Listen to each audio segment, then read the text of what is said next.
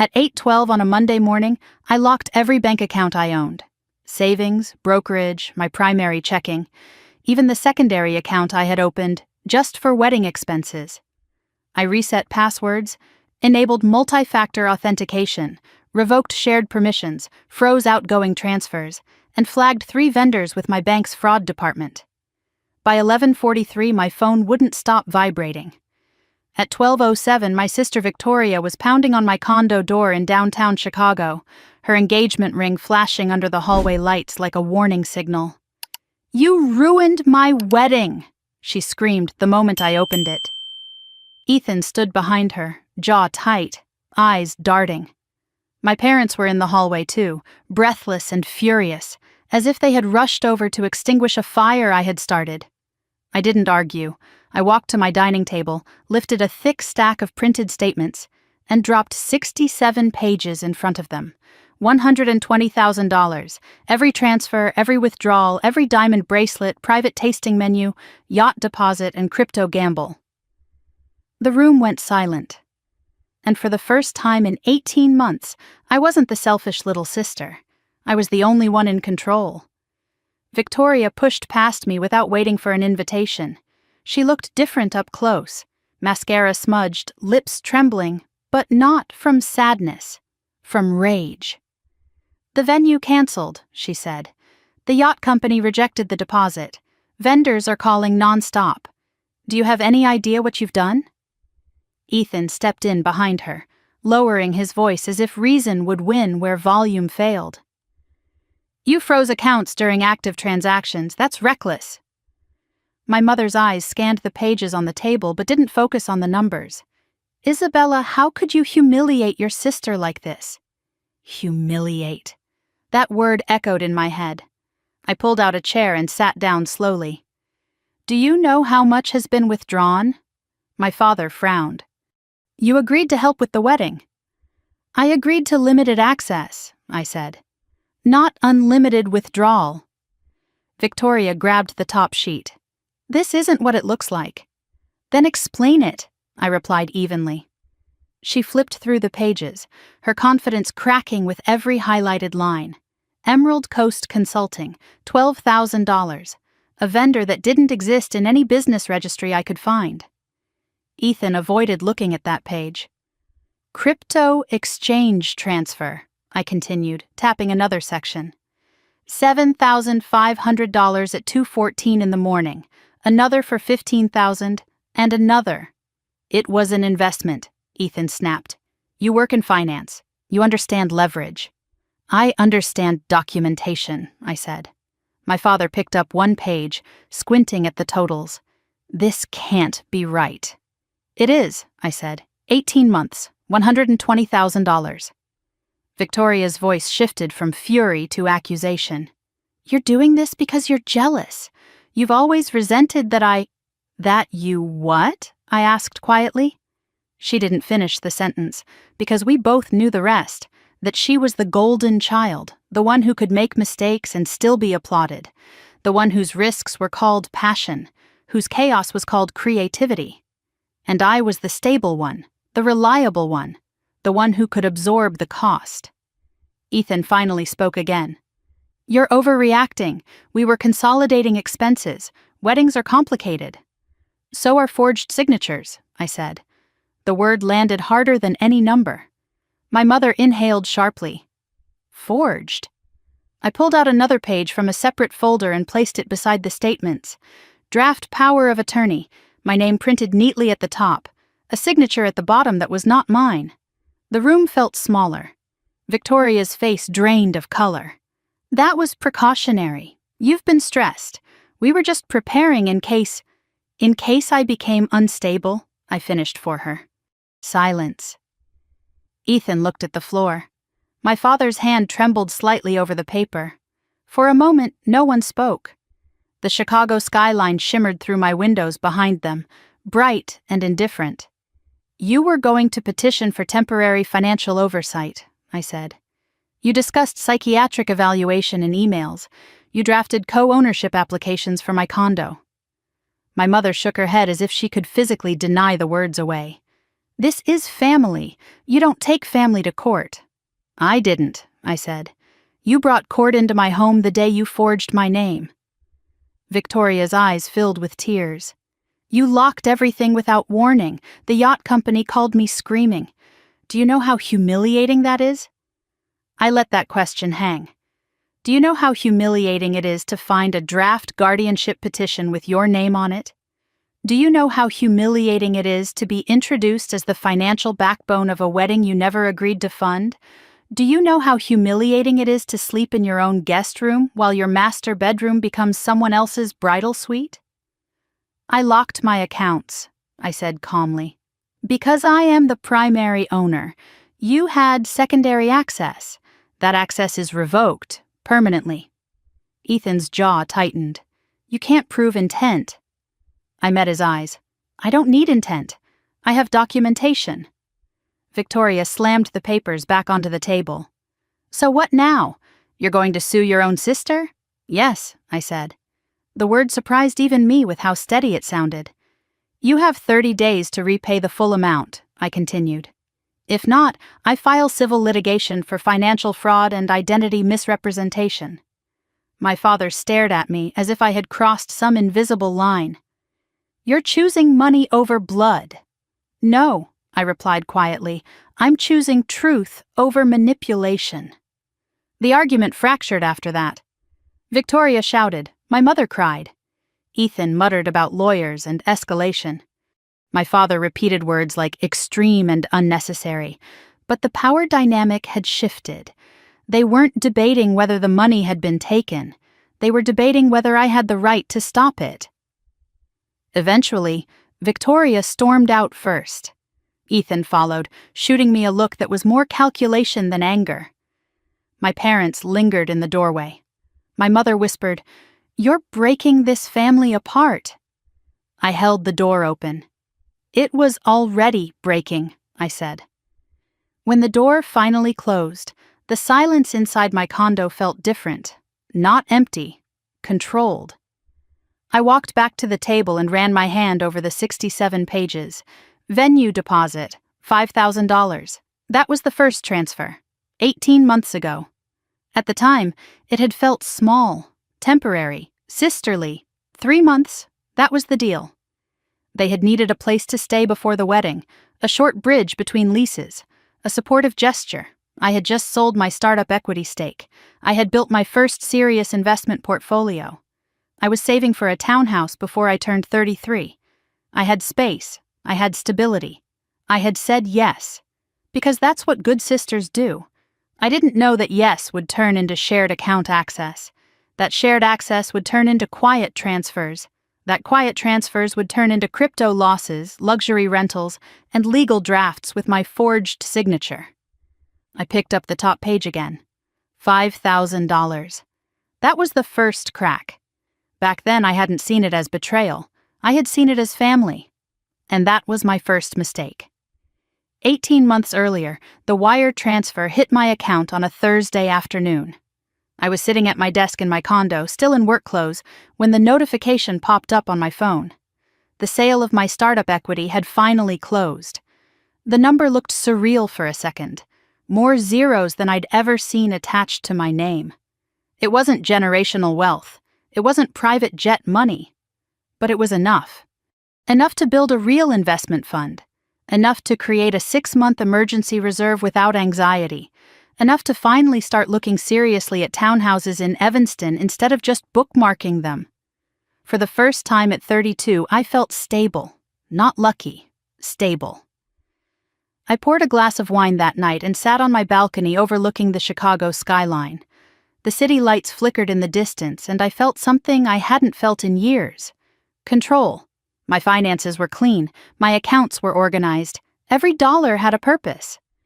That weekend, Victoria called. She didn't waste time with small talk. "We're engaged," she said, breathless and triumphant. I smiled despite myself. "Congratulations," Ethan came on the line seconds later, his voice smooth and confident.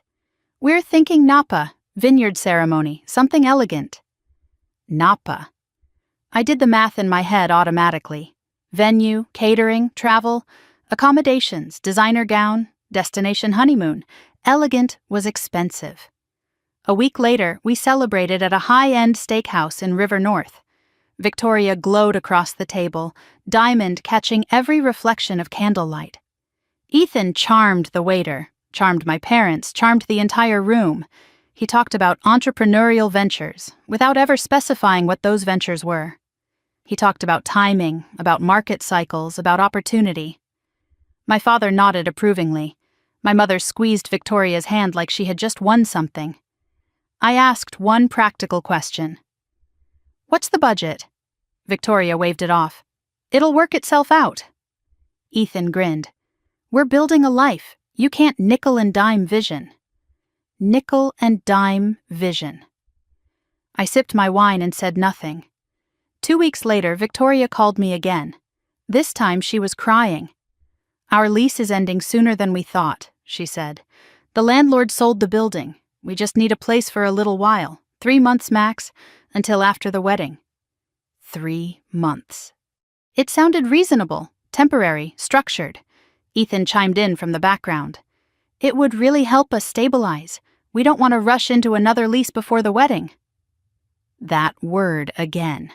Stabilize. My parents called that evening. "You have space," my father said. "It's just practical." "Family supports family," my mother added gently. "You've done so well. Now it's your sister's turn." I stood in my kitchen, staring at the marble countertop I had chosen myself, paid for myself. I valued my routines, my privacy, my order. But 3 months wasn't forever. "Okay," I said. 3 months!" Victoria screamed in relief. "You're the best!" I didn't correct her. Move-in day came with suitcases, garment bags, and more wedding binders than I thought physically possible. Ethan brought expensive whiskey instead of rent money. "For the house," he said with a wink. It was my house. But I let that slide too. At first, it felt almost fun. Planning energy filled the condo. Fabric samples draped over chairs. Venue photos spread across my dining table. Victoria stood in my living room describing floral arches and string quartets. Ethan paced with his phone, negotiating with vendors. I tried to treat it like background noise. Then came the first ask. "We're just short on the venue deposit," Victoria said one evening, sitting across from me at the kitchen island. "5,000. We'll pay it back after the wedding gifts come in." 5,000 was manageable. Temporary. I transferred it from a secondary checking account I rarely used. Victoria hugged me like I had saved her life. A few days later, she approached me again, tone casual. "To make things easier," she said, "why don't we create shared access to a wedding expense account, just so we can track everything transparently?" The word transparently disarmed me. I opened a sub-account under my primary bank profile. I gave her secondary access with capped transaction limits. I explained the restrictions clearly. "This is temporary," I said. "Of course," she replied. That night, I received 2 small notifications, charges under $100 each. Vendor verification, Ethan explained when I mentioned it. They test the link before charging the full amount. It made sense. On paper, weeks passed. Wine tasting event for 20 guests. Designer gown alteration deposit. Luxury SUV rental for site visits. The numbers began climbing faster than I expected. At dinner one night, I asked lightly, "Do we really need this level of spending?" Victoria's smile tightened. "It's once in a lifetime." Ethan leaned back. "You've got this covered, right?" Covered. The word unsettled me. I hadn't agreed to cover anything. I had agreed to help. At 2:14 one morning, my phone lit up.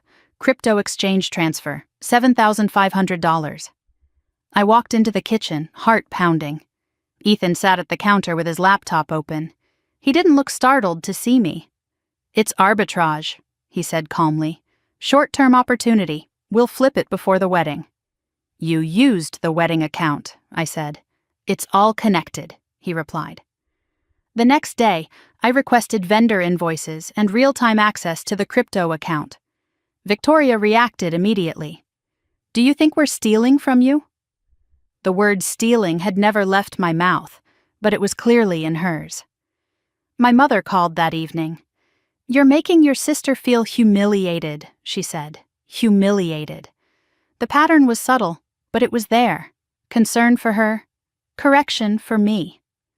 By the third month, there was no conversation about moving out.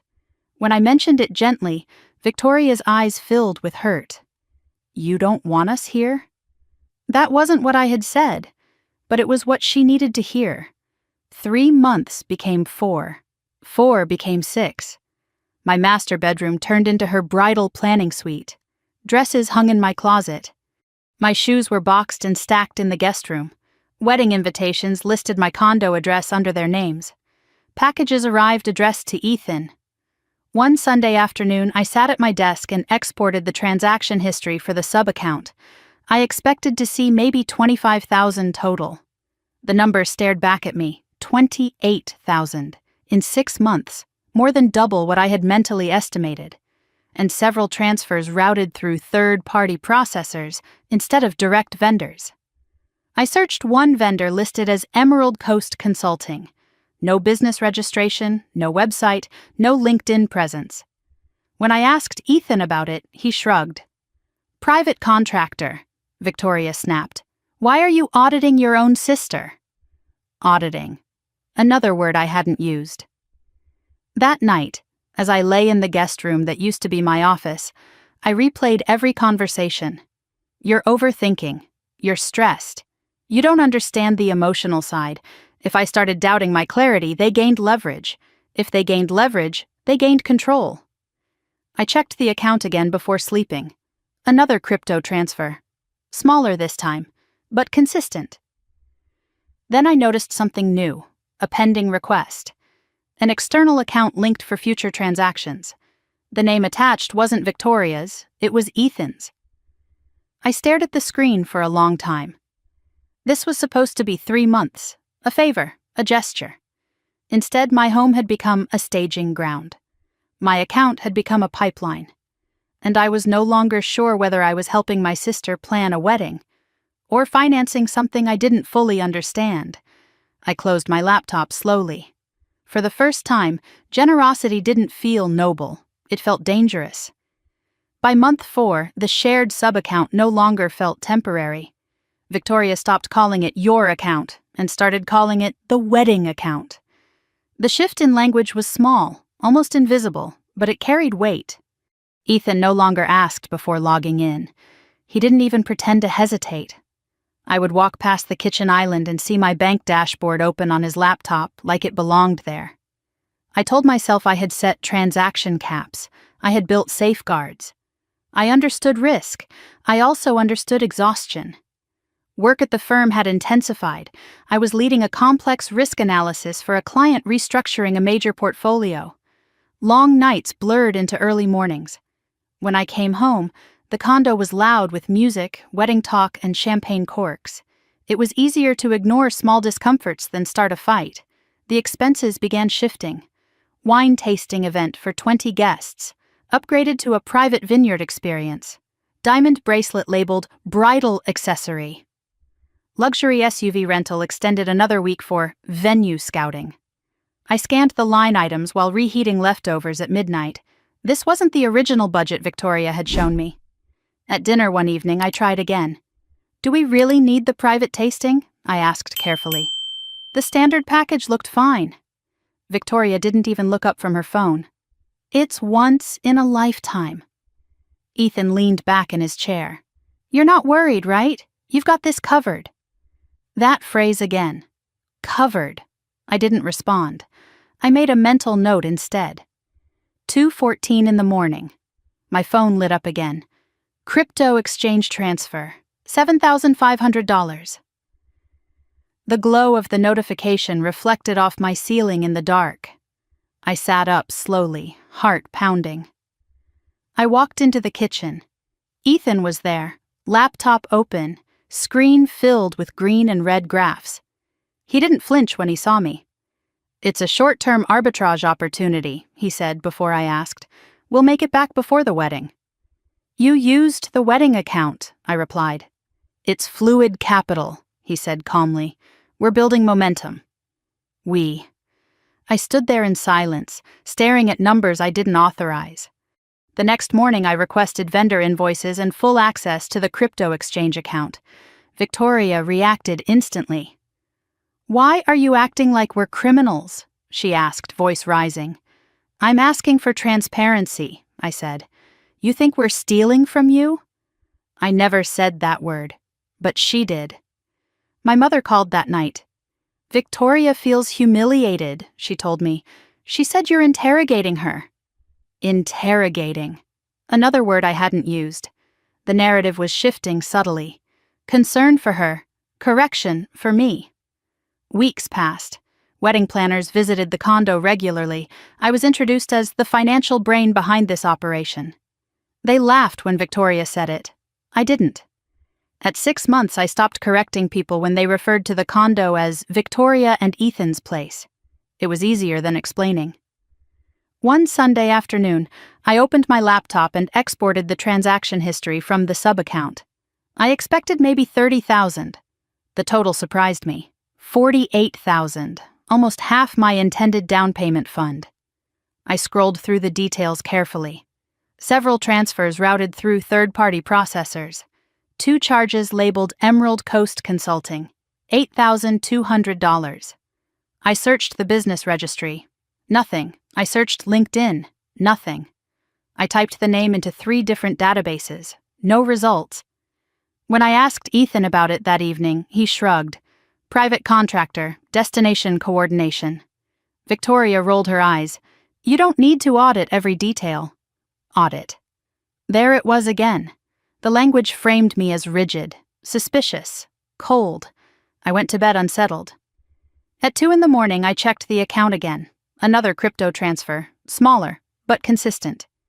I began documenting everything, screenshots, timestamps, exported CSV files.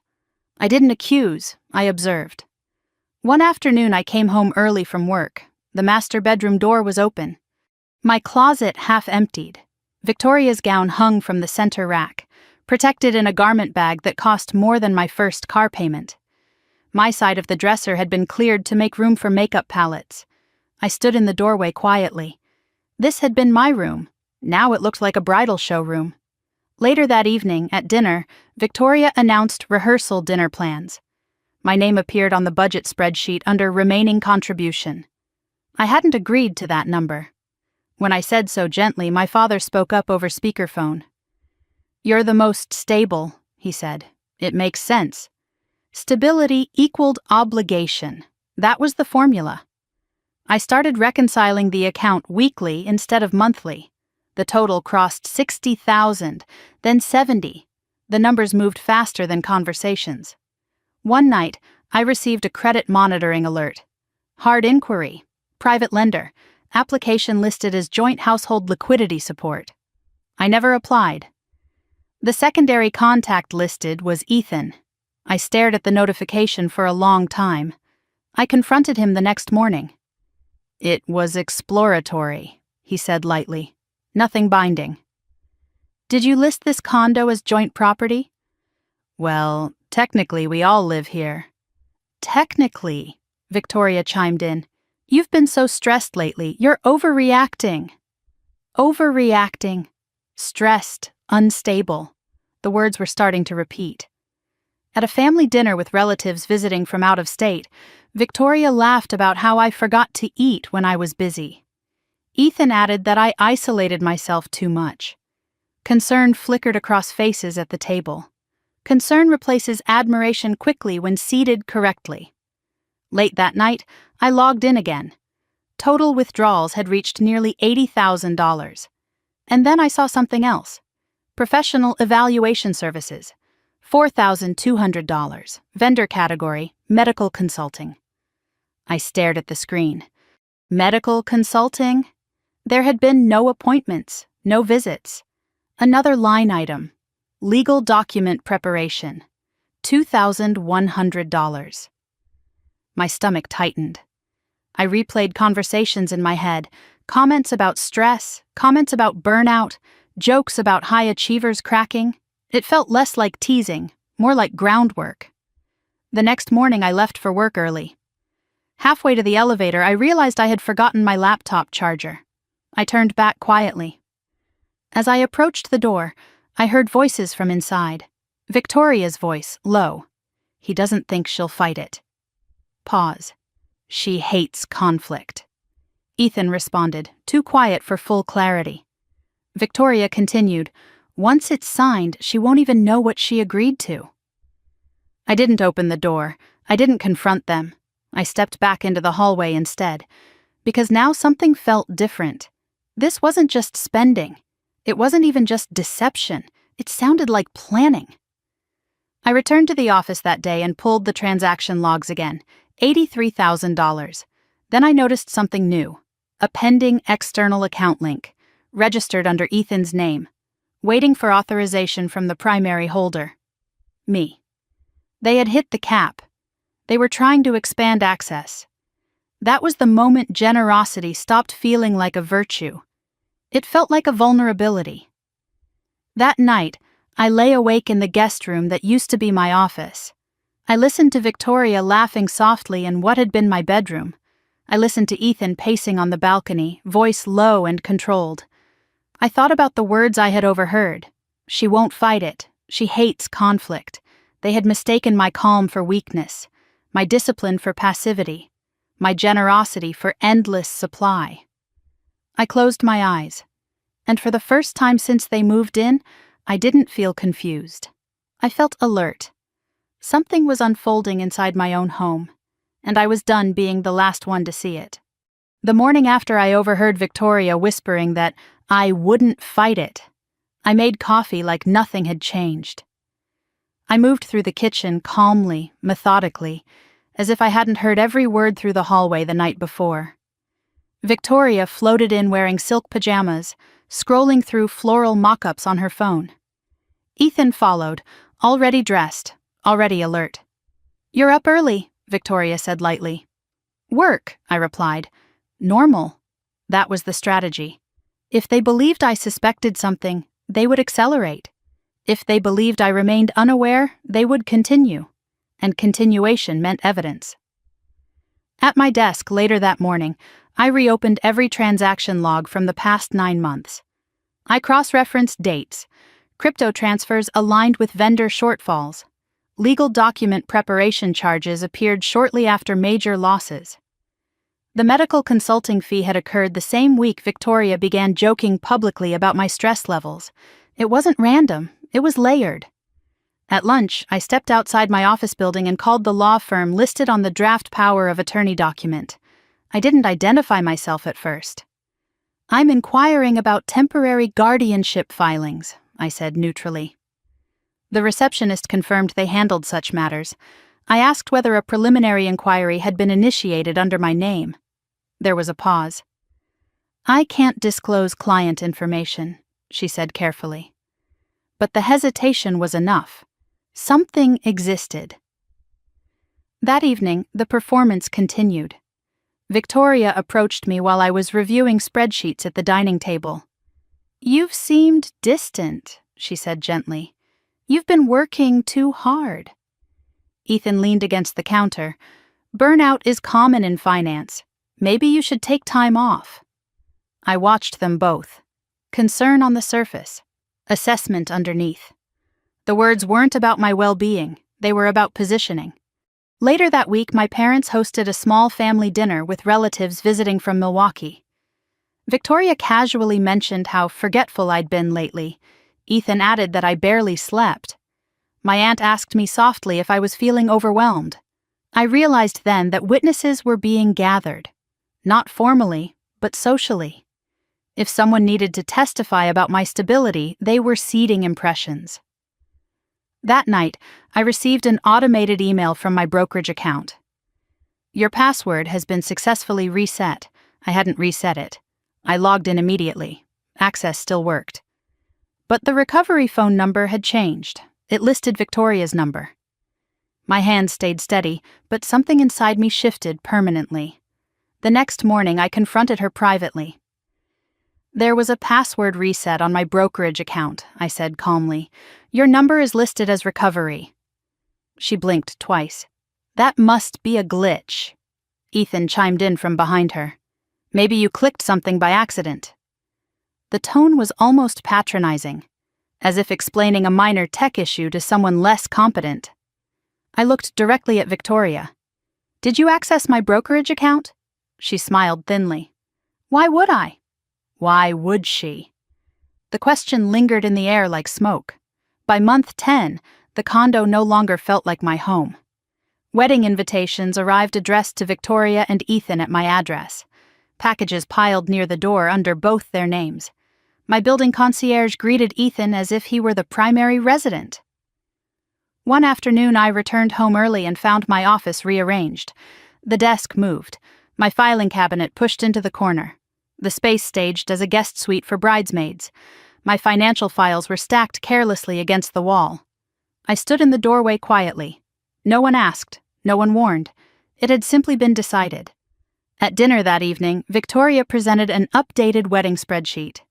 My name appeared under projected remaining balance, a larger number than before. I never agreed to that, I said evenly. You said you'd support us, she replied. I said 3 months and limited access. My father, on speakerphone, said, You're the most stable. It makes sense. Stable meant absorbent. Stable meant endless. Stable meant silent. Later that night, I logged into the sub-account again. $92,000. The total no longer startled me. It confirmed something. A pattern. Then I noticed a charge labeled Harbor Lock Storage. Monthly recurring. I searched the address. High-security storage facility downtown. Why would wedding planning require private storage? I didn't ask. Not yet. The next morning, while they were out meeting a florist, I walked into what used to be my bedroom. Victoria's vanity drawer was slightly open. Inside, a manila folder. I didn't open it then. Not yet. Instead, I closed the drawer and stepped back. Timing mattered. That afternoon, my father called again. You're overthinking this, he said. Victoria is emotional. Don't trigger her. Trigger. The vocabulary of fragility was being assigned to her. The vocabulary of instability was being assigned to me. That evening, Ethan joked at dinner about high achievers cracking under pressure. Victoria added that I needed a vacation. My mother suggested therapy. The suggestion wasn't cruel, it was strategic. If I agreed, it reinforced their narrative. If I refused, it reinforced their narrative. I excused myself early and went into the guest room. I pulled up state guidelines for temporary guardianship petitions. Requirements included statements from family members, documentation of impaired judgment, professional evaluation. The medical consulting charge echoed in my mind. I opened the sub-account transaction log again. Another transfer attempt. $12,000. Destination, Emerald Coast Consulting. Pending. Requiring primary authorization. They had hit the limit. They were pushing boundaries. The next morning, I left for work early. Halfway to the elevator, I remembered my badge. I returned quietly. As I approached the bedroom, I heard Ethan's voice on the balcony. Once everything's consolidated, we won't need her approval anymore. Pause. A low laugh. My chest didn't tighten. It steadied, consolidated. Approval. They weren't planning a wedding. They were planning consolidation. I stepped back into the hallway before they noticed me. I went to work, and for the first time since they moved in, I wasn't confused. I wasn't generous. I wasn't trying to keep peace. I was calculating. They thought I hated conflict. They thought I wouldn't fight. They thought stability meant compliance. They were wrong. That night, I sat alone at my desk and wrote 2 columns on a blank page. What they have. Shared access, family narrative, assumed trust. What I have. Primary ownership, transaction records, draft documents, time. I closed the notebook slowly. The condo was loud again with wedding talk and laughter drifting down the hallway. But something had changed. They believed they were building leverage. They didn't realize they were building evidence. And I was no longer the last person in the room to understand what was happening. I was the only one preparing for what came next. By month 10, I no longer corrected anyone when they referred to the condo as Victoria and Ethan's place. It was easier to let the words slide than to stop and reassert ownership every time. My master bedroom was permanently theirs now. The bridal suite, Victoria called it. My dresses were folded into storage bins in the second bedroom, stacked beside bankers' boxes filled with financial reports I no longer kept in the open. The closet that once held my structured blazers and neatly arranged heels now held a couture gown wrapped in white silk. I told myself it was temporary. Temporary had stopped meaning anything. The social shift happened gradually.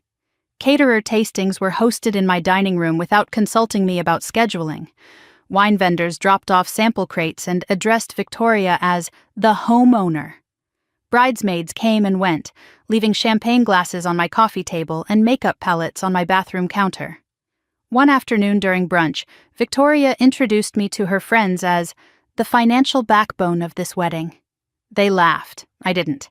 I had started reconciling transactions weekly instead of monthly. Late at night, after everyone else had gone to sleep, I would sit at the kitchen island with my laptop open, exporting statements and highlighting patterns. Charges were no longer isolated spikes. They were rhythms, large vendor deposits followed by crypto transfers within hours. Luxury travel holds followed by third-party processing fees. The numbers were accelerating, 80,000, 87, 91. My down payment fund was shrinking in ways I hadn't explicitly agreed to. One Tuesday afternoon, I received a credit monitoring alert. Hard inquiry, private lender. Application listed as joint household liquidity support. Joint household. My name was listed as primary applicant. Ethan's name appeared as co-resident. I stared at the screen for a long time. I had not signed anything. That evening, I confronted him directly. "There's a credit inquiry in my name," I said, keeping my voice level. He didn't look alarmed. "It was exploratory," he replied. "Just testing financing options." "You listed this condo as joint property." "Well, technically we all live here." "Technically?" Victoria stepped in before I could respond further. "You've been so defensive lately," she said softly. "It's not healthy." Defensive. The word settled into the pattern with the others. Stressed, overreacting, burned out. The vocabulary was consistent. That night I opened the account again. $98,000. And then I saw a new recurring charge. Harbor Lock Storage. Monthly, high-end secure storage facility downtown. I searched the address. Private climate-controlled units. Document security advertised on the website. Why would wedding decorations require secure document storage? I didn't ask yet. Instead, I saved the invoice. The emotional erosion became clearer during small moments. One evening, I came home from work early and found Victoria hosting friends in the living room, music playing, champagne open. As I stepped inside, the conversation paused. One of her bridesmaids looked at me and asked, "Isabella, could you grab more ice?" In my own kitchen. I walked to the freezer quietly. No one apologized. No one corrected the assumption. Later that night, I checked the transaction logs again. One line item caught my attention. Professional evaluation services. $4,200. Vendor category, medical consulting. There had been no doctor visits, no appointments. 2 days later, another charge appeared. Legal document preparation. $2,100. The pieces were aligning too neatly to ignore. The following morning, I left for work early as usual. Halfway to the elevator, I realized I'd forgotten my laptop charger. I turned back. As I approached the condo door, I heard voices inside. Victoria's voice was low. "He doesn't think she'll fight it." Pause. "She hates conflict." Ethan responded in a tone I couldn't fully hear. Victoria continued. "Once it's signed, she won't even know what she agreed to." My pulse slowed. Not quickened. Slowed. I stepped away from the door and took the elevator down without entering. At the office, I closed my door and opened every statement from the last 12 months. The cumulative total crossed $100,000. 103, 107, 111. It wasn't one reckless splurge. It was systematic, structured. I examined the timeline against their conversations about my stress. Each time I questioned spending, the narrative intensified. Each time crypto losses spiked, comments about burnout increased. They weren't just spending money, they were building context. Later that week, I came home unexpectedly in the middle of the afternoon. Victoria and Ethan had stepped out. The condo was silent. For the first time in months, it felt like mine again. I walked into the master bedroom slowly. The vanity drawer was slightly open. Inside sat a manila folder. I hesitated only briefly before pulling it out. Inside were printed drafts. Application to add Victoria as co-owner to the condo. Power of attorney document with my name at the top. Signature line filled in. Not my handwriting. Attached were email exchanges between Victoria, Ethan, and a lawyer named Marcus Feldman. Phrases leapt off the page. Temporary financial oversight, stress-related instability, joint living arrangement justification. If Isabella shows resistance, psychiatric evaluation may support temporary guardianship. Guardianship! The word blurred for a moment before sharpening. This was not about wedding expenses. This was about control. Behind the legal drafts were copies of Harbor Lock storage receipts. Unit registered under Ethan's name. Purpose listed as document security. They weren't storing decorations. They were storing leverage. At the back of the folder was a handwritten note in Ethan's writing. She trusts family. Don't push too hard. After the wedding, it's easier. After the wedding, meaning after legal ties, after assets merged, after optics secured. I sat on the edge of what used to be my bed and felt something crystallize. Every dinner conversation about stress, every joke about burnout, every comment about high achievers cracking. It wasn't concern. It was groundwork. My phone vibrated in my hand. Another transfer attempt. $12,000. Destination, Emerald Coast Consulting. Pending, requiring primary authorization. They had reached the ceiling of what secondary access allowed. They were pushing for expansion. I photographed every page of the folder. Front and back, close-ups of signatures, email headers, timestamps. Then I placed everything back exactly as I had found it. Drawer slightly open. Folder angled to the left. I washed my hands in the bathroom sink afterward. Not because they were dirty, because touching those documents felt contaminating. That evening at dinner, Victoria smiled brightly. "You've seemed calmer lately," she said. "I'm glad you're not overthinking things anymore." Ethan watched me carefully. I smiled back. For the first time in months, I wasn't reacting. I wasn't asking. I wasn't trying to preserve peace. I was preparing. They thought I wouldn't fight. They thought I hated conflict. They thought stability meant silence. They were about to learn the difference between quiet and unaware. And this time, I wasn't the one being positioned. I was the one gathering proof. The morning after I found the folder in Victoria's drawer, I made breakfast like nothing had happened. Egg whites, black coffee, the same routine I followed every weekday. Victoria scrolled through seating charts at the kitchen island, humming under her breath. Ethan typed something on his phone, expression neutral. They looked relaxed. They believed they were still ahead. I moved quietly through the condo, memorizing their comfort. Emotion is loud, evidence is silent. I left for work at my usual time, badge clipped to my coat, posture steady. Halfway to the office, I pulled over into a quiet parking garage and reviewed the photos I had taken of the documents. The power of attorney draft, my forged signature, the email thread with Marcus Feldman. The phrase temporary guardianship appearing again and again like a legal refrain. My chest didn't tighten anymore. It cooled. At my desk, I closed my office door and began reconstructing the timeline. Crypto losses escalated in month 8. Legal document preparation appeared in month 9. Medical consulting fee appeared in month 10. Conversations about my stress intensified around the same time. The structure wasn't emotional, it was procedural. That afternoon, I called the law firm again, this time identifying myself. "I'd like to confirm whether any preliminary documents have been prepared in my name," I said calmly. There was a pause. "I'm sorry, I cannot disclose that information without a signed release," the receptionist replied. But the tone had shifted. There was recognition. Someone had discussed my name. That was enough. On my lunch break, I walked to the bank branch near my office. I requested extended transaction logs for the past 18 months. The compliance officer reviewed the request and raised her eyebrows at the volume of transfers routed through third-party processors. "Did you authorize external wallet linking?" she asked. "No," I said. She flagged the account for internal review. The phrase financial exploitation appeared in the notes. It didn't sound dramatic. It sounded factual.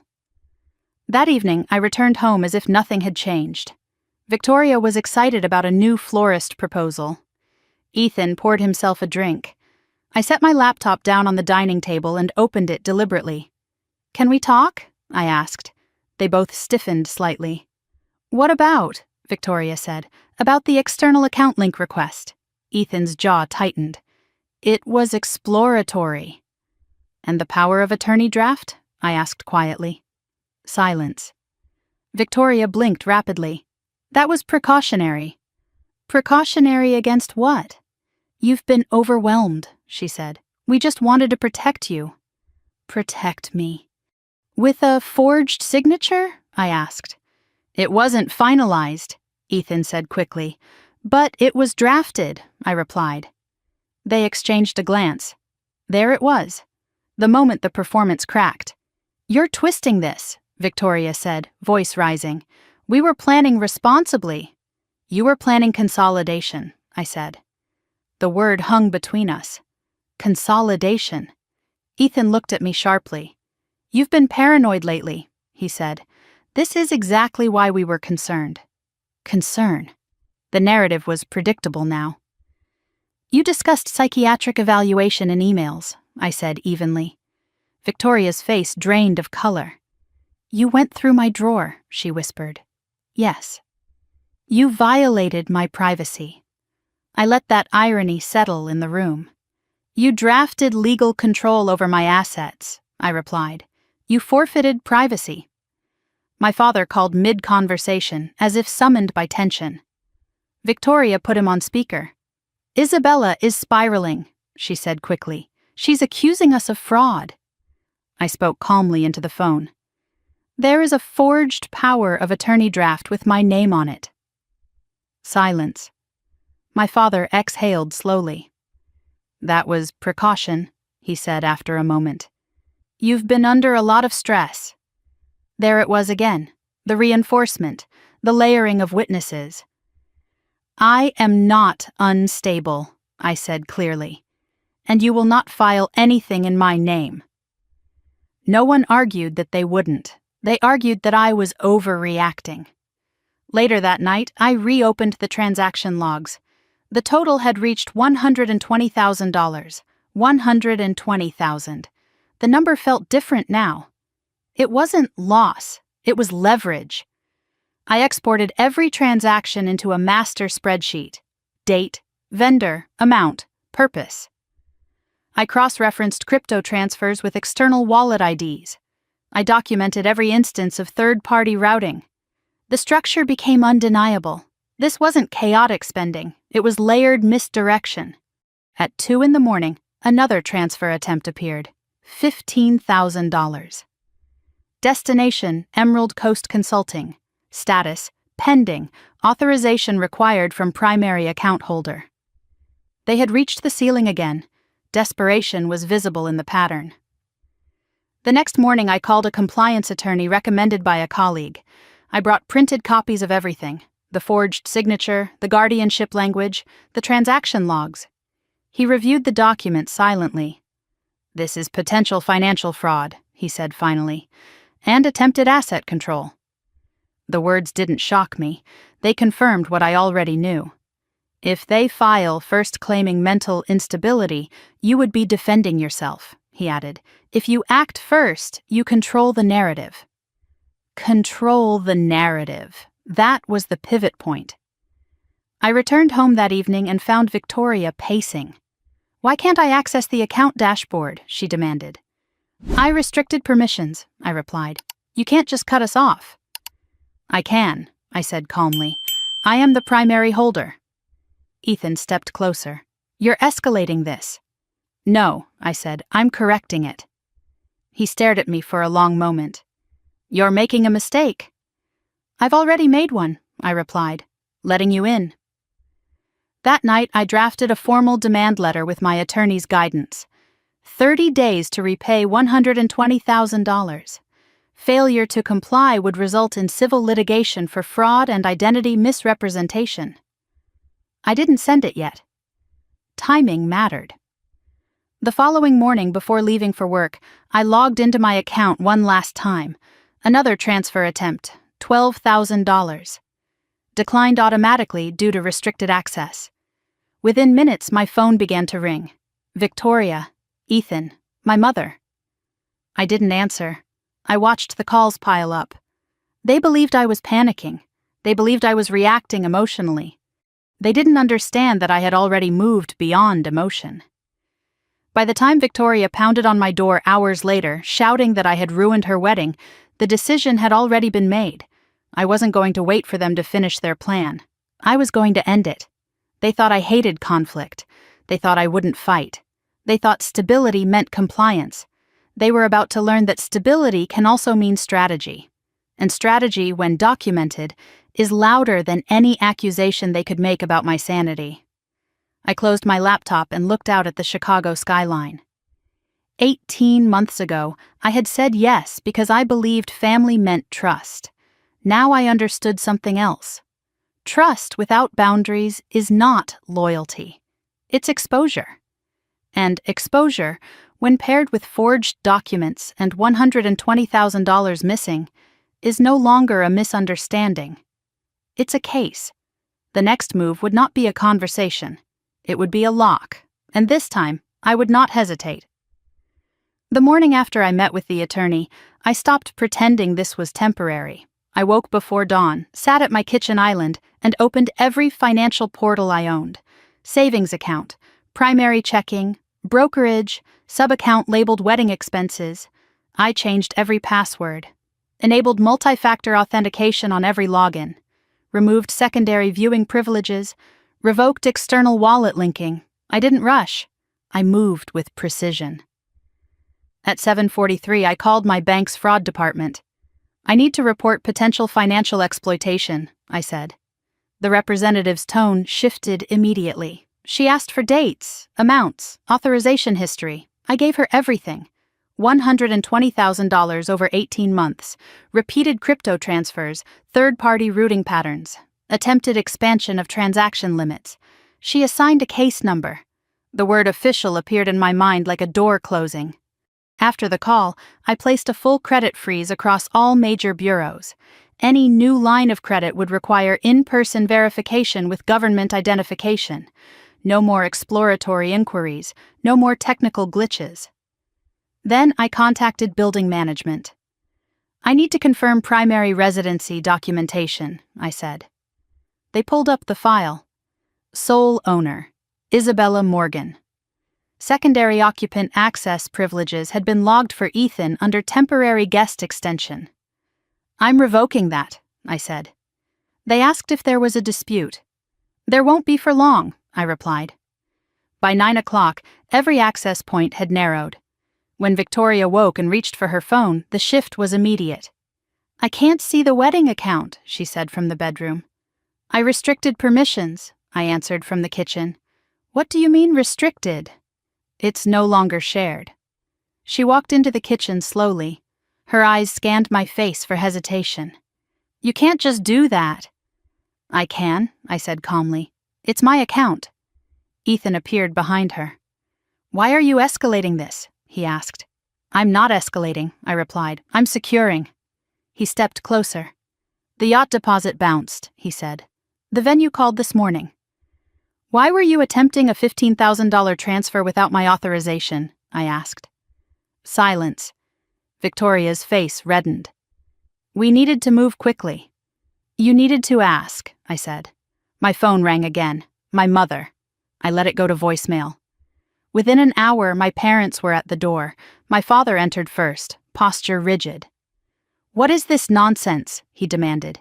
You locked everything, my mother added. Victoria is hysterical. I placed a single sheet of paper on the table. The transaction summary total, $120,000. Do you know how much has been withdrawn? I asked. They stared at the number. That can't be accurate, my father said. It is, I replied. Victoria crossed her arms defensively. You agreed to support us. I agreed to limited access, I corrected. Ethan spoke quietly. You're making this about control. I am making it about control, I said. Mine. My father looked between us. You're overreacting. I am responding, I said. The bank called mid-argument.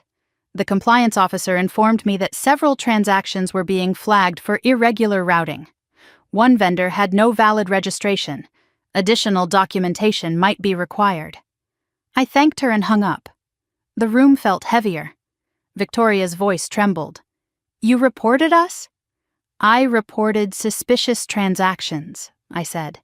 You're humiliating me before my wedding, she snapped. I'm protecting my assets, I replied. Ethan's tone shifted.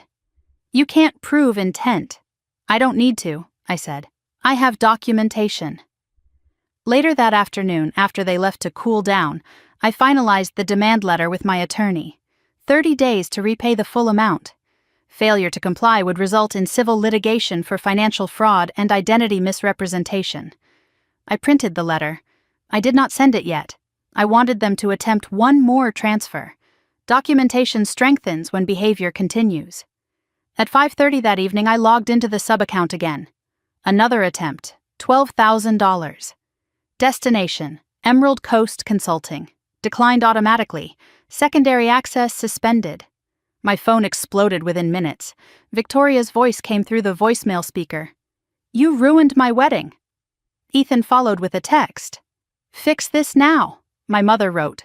What are you doing to this family? I did not respond.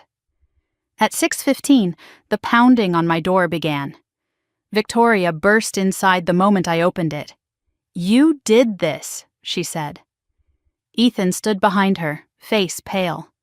My parents followed seconds later. The scene felt surreal. I walked to the dining table and placed the full 67 pages of statements in front of them, every transfer highlighted, every crypto exchange circled, every third-party vendor flagged. $120,000, I said. Silence fell like a physical weight. Victoria flipped through the pages rapidly. This isn't what it looks like. Then explain Emerald Coast Consulting, I said. Ethan didn't answer. I flipped to the legal document charges. Explain the power of attorney draft. My father's hand trembled slightly. You were going to petition guardianship, I continued. You discussed psychiatric evaluation. Victoria shook her head rapidly. It was precautionary. Against what? I asked. Against you losing control, Ethan muttered. I held his gaze. I never lost control. That was the difference. I had been generous, not incapable. Victoria's voice broke.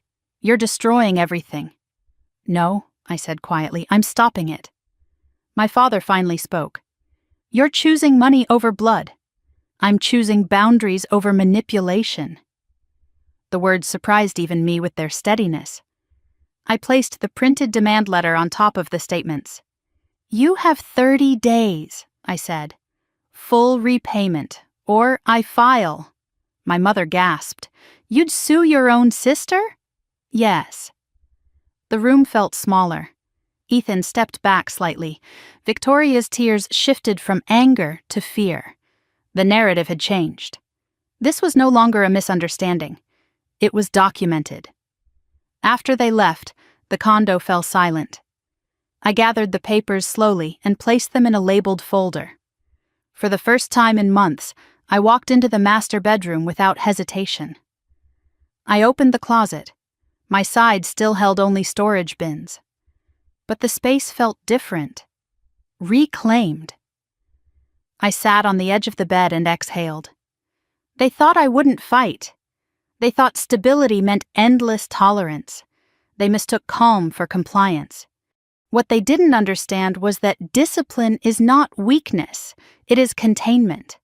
And once containment breaks, it does not explode, it locks. The next move would not be emotional, it would be legal, and this time, I would not ask permission to protect what was mine. I did not sleep the night after they pounded on my door. I lay in the master bedroom, my bedroom again, and stared at the ceiling while the city hummed outside the windows. At 6 a.m, I got up and went straight to my desk.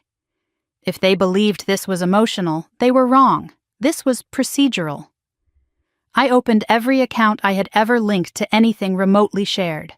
Primary checking, savings, brokerage, retirement portfolio, the sub-account that had once been labeled wedding expenses. I downloaded full transaction histories for the past 18 months, CSV files, PDF statements, raw data exports. I built a master spreadsheet, date, amount, vendor, routing path, authorization method. By 8:30, the total sat in bold at the top of the sheet. $120,000. Not approximate, not exaggerated, exact. Every line item documented. Crypto transfers mapped to wallet IDs, third-party processors flagged. Storage unit payments categorized. Legal preparation fees separated into their own column. The pattern was undeniable. This was not overspending. It was strategic misuse. At 9:15, I called my attorney. "I'm ready," I said. He asked only one question. "Are you prepared for the consequences?" "Yes." We scheduled an in-person meeting for that afternoon. Before leaving, I called the bank's compliance division again. "I need to formally dispute a series of transactions and request an internal fraud review," I said. The representative pulled up my case number. She asked if I believed the transactions were unauthorized. "I believe access was abused," I replied. That phrasing mattered. She placed a temporary hold on the sub-account pending investigation. She also flagged prior login attempts from devices not previously registered to me. When she read the timestamps, I recognized them. 2 a.m, 3:15, weekends when I had been out of town for work conferences. My jaw tightened. At 10:42, I placed a credit alert confirmation into my records folder. At 11, I contacted the 3 major credit bureaus to verify the freeze had processed. No new lines of credit could be opened without direct in-person identity verification. At noon, my phone buzzed. "Victoria," I declined the call. Ethan followed with a text. "We need to talk before you make this worse." I didn't respond. By 1:30, I was seated across from my attorney in a quiet conference room. I laid out everything: the forged power of attorney draft, the guardianship language, the transaction spreadsheet, the email exchanges. He read in silence for several minutes. "This is potential financial fraud and attempted asset control," he said finally. Hearing it stated clinically did something to me. It removed the last layer of doubt. "If they file first claiming diminished capacity, you would be forced into defensive posture," he added. "If you file first, you control the narrative." Control the narrative. I had allowed them to control the language for months. Stressed, overreacting, burned out. Now I would control the record. We drafted a formal written demand: 30 days to repay $120,000. Failure to comply would result in civil litigation for fraud and identity misrepresentation. He advised not sending it until we had full transaction documentation secured. The more evidence, the stronger the case. I left his office with a folder under my arm and clarity in my chest. When I returned home, the condo was quiet. Victoria and Ethan were out. I walked through each room slowly. The living room still held wedding magazines scattered across the coffee table. The dining table bore faint impressions from the stack of 67 pages I had slammed down the day before. In the bedroom, the closet still smelled faintly of Victoria's perfume. This had been my home. It still was. I sat at the kitchen island and opened my laptop again. Another login attempt notification appeared. Secondary access suspended. They were trying again. Within minutes, my phone began ringing. Victoria's voice came through voicemail first. "What did you do? I can't access anything." Ethan's text followed. "You're sabotaging us." My mother sent a message. "Stop escalating this. Escalating." The word irritated me now. I wasn't escalating. I was locking. At 4:20 in the afternoon, Victoria returned home. She dropped her purse onto the counter. "The account says access denied," she said. "Yes," I replied. "You froze it." "Yes." "You didn't even warn us." "I didn't need to." Her face flushed. "The yacht company called. The deposit failed." "Why were you attempting another transfer?" I asked. She faltered. "It was for final confirmation." "Without telling me?"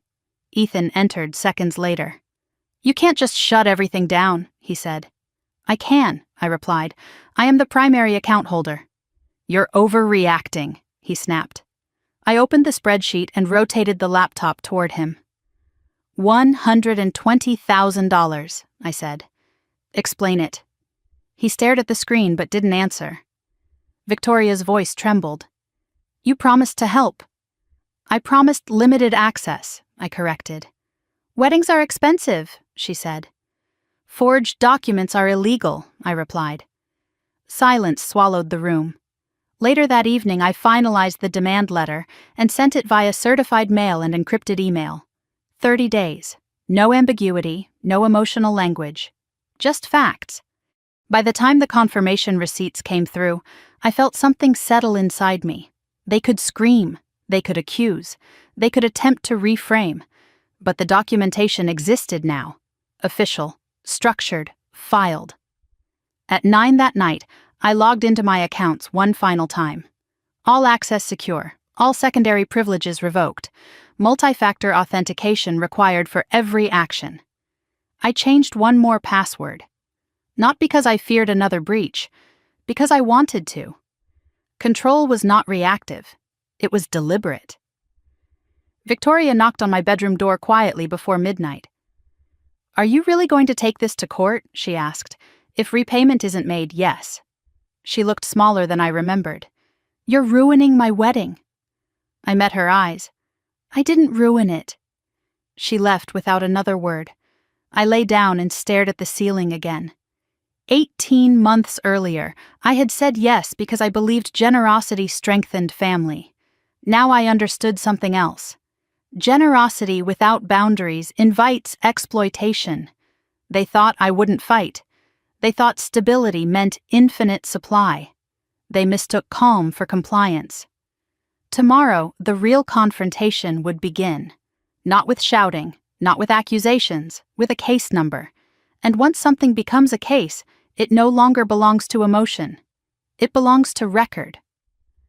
For the first time since they moved in, I felt no confusion, no hesitation, only resolve. The accounts were locked.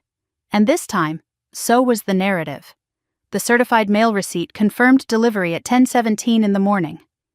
I watched the notification appear on my phone while sitting in my office conference room, sunlight cutting across the polished table in sharp lines. 30 days had officially begun. At 11:32, Victoria called. I let it ring. At 11:34, Ethan called. I let that ring too. By noon, my mother had left a voicemail thick with restrained panic. "Isabella, please don't do this publicly. We can talk." Publicly, as if the existence of documentation were the embarrassment, not the behavior. At 1:15, an email arrived from an unfamiliar address. Subject line, representation notice. Ethan had retained counsel. The message was concise. They disputed the characterization of fraud. They claimed verbal agreement for financial support. They suggested mediation. I forwarded the email to my attorney without comment. Within an hour, he replied, "We expected this." Of course we did. Narratives don't collapse quietly. They resist. When I returned home that evening, The condo felt different, quieter. Victoria sat at the kitchen island with red eyes and a glass of wine she hadn't touched. Ethan paced near the balcony, phone pressed to his ear. My parents were there too. The intervention had been assembled. My father stood when I walked in. "Sit down," he said. I didn't. "What do you want?" I asked. "Withdraw the letter," my mother said immediately. "We can handle this internally." Internally. 18 months of internal handling had led here. Victoria looked at me with something softer than anger. "You blindsided us," she said. "You forged my signature," I replied. Ethan ended his call and stepped forward. "There was no forgery," he said. "There was a draft." "A draft with my name signed," I corrected. He exhaled sharply. "You're framing this to look criminal." "It is criminal," I said. The word landed heavier than the previous ones. My father's jaw tightened. "You are going to destroy your sister's future." "I am protecting mine." Victoria's voice cracked. "You always do this." "Do what?" "Act like you're above us." I felt something inside me go still. "This isn't about superiority," I said quietly. "It's about ownership." Silence. Ethan broke it first. "If this goes to court, it becomes record. Employers see that. Banks see that. Everyone sees it." "Yes," I said. "And you're comfortable with that?" "Yes." He stared at me like I had become someone unfamiliar. Maybe I had. The next morning, I received a formal mediation proposal. They offered partial repayment, $35,000, in exchange for withdrawing all allegations of fraud. I read the number twice, 35,000, not even half, not even close. I called my attorney. "We decline," I said before he finished explaining the strategy. He didn't argue. He knew me well enough now. By midweek, something shifted in the household.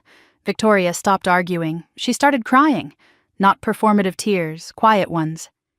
Ethan grew sharper, more agitated, phone calls in the hallway, doors closing harder than necessary. I overheard him one evening. "If she files, discovery will expose everything." Victoria whispered something I couldn't hear. "Expose everything." The phrase lingered. The following afternoon, I received a call from the bank's compliance officer. Several flagged transactions were now under formal review. One vendor, Emerald Coast Consulting, had no registration record in Illinois or California. Funds had been routed through an intermediary account tied to a private crypto wallet. The wallet ID matched one connected to Ethan's device logins. I thanked her calmly. After hanging up, I sat very still. Evidence was no longer circumstantial. It was technical. That evening, I placed a printed summary of the bank's findings on the dining table. Victoria saw it first. "What is that?" she asked. "Compliance review summary," I said. Ethan read it next. His face paled slightly. "You went to the bank?" he asked. "Yes. You reported me. I reported suspicious transactions." My father arrived an hour later, summoned by panic. He read the summary and went silent. "This is escalating beyond family," he said finally. "It already was," I replied. Victoria's tears came faster now. "I never meant for this to spiral," she whispered. "Spiral."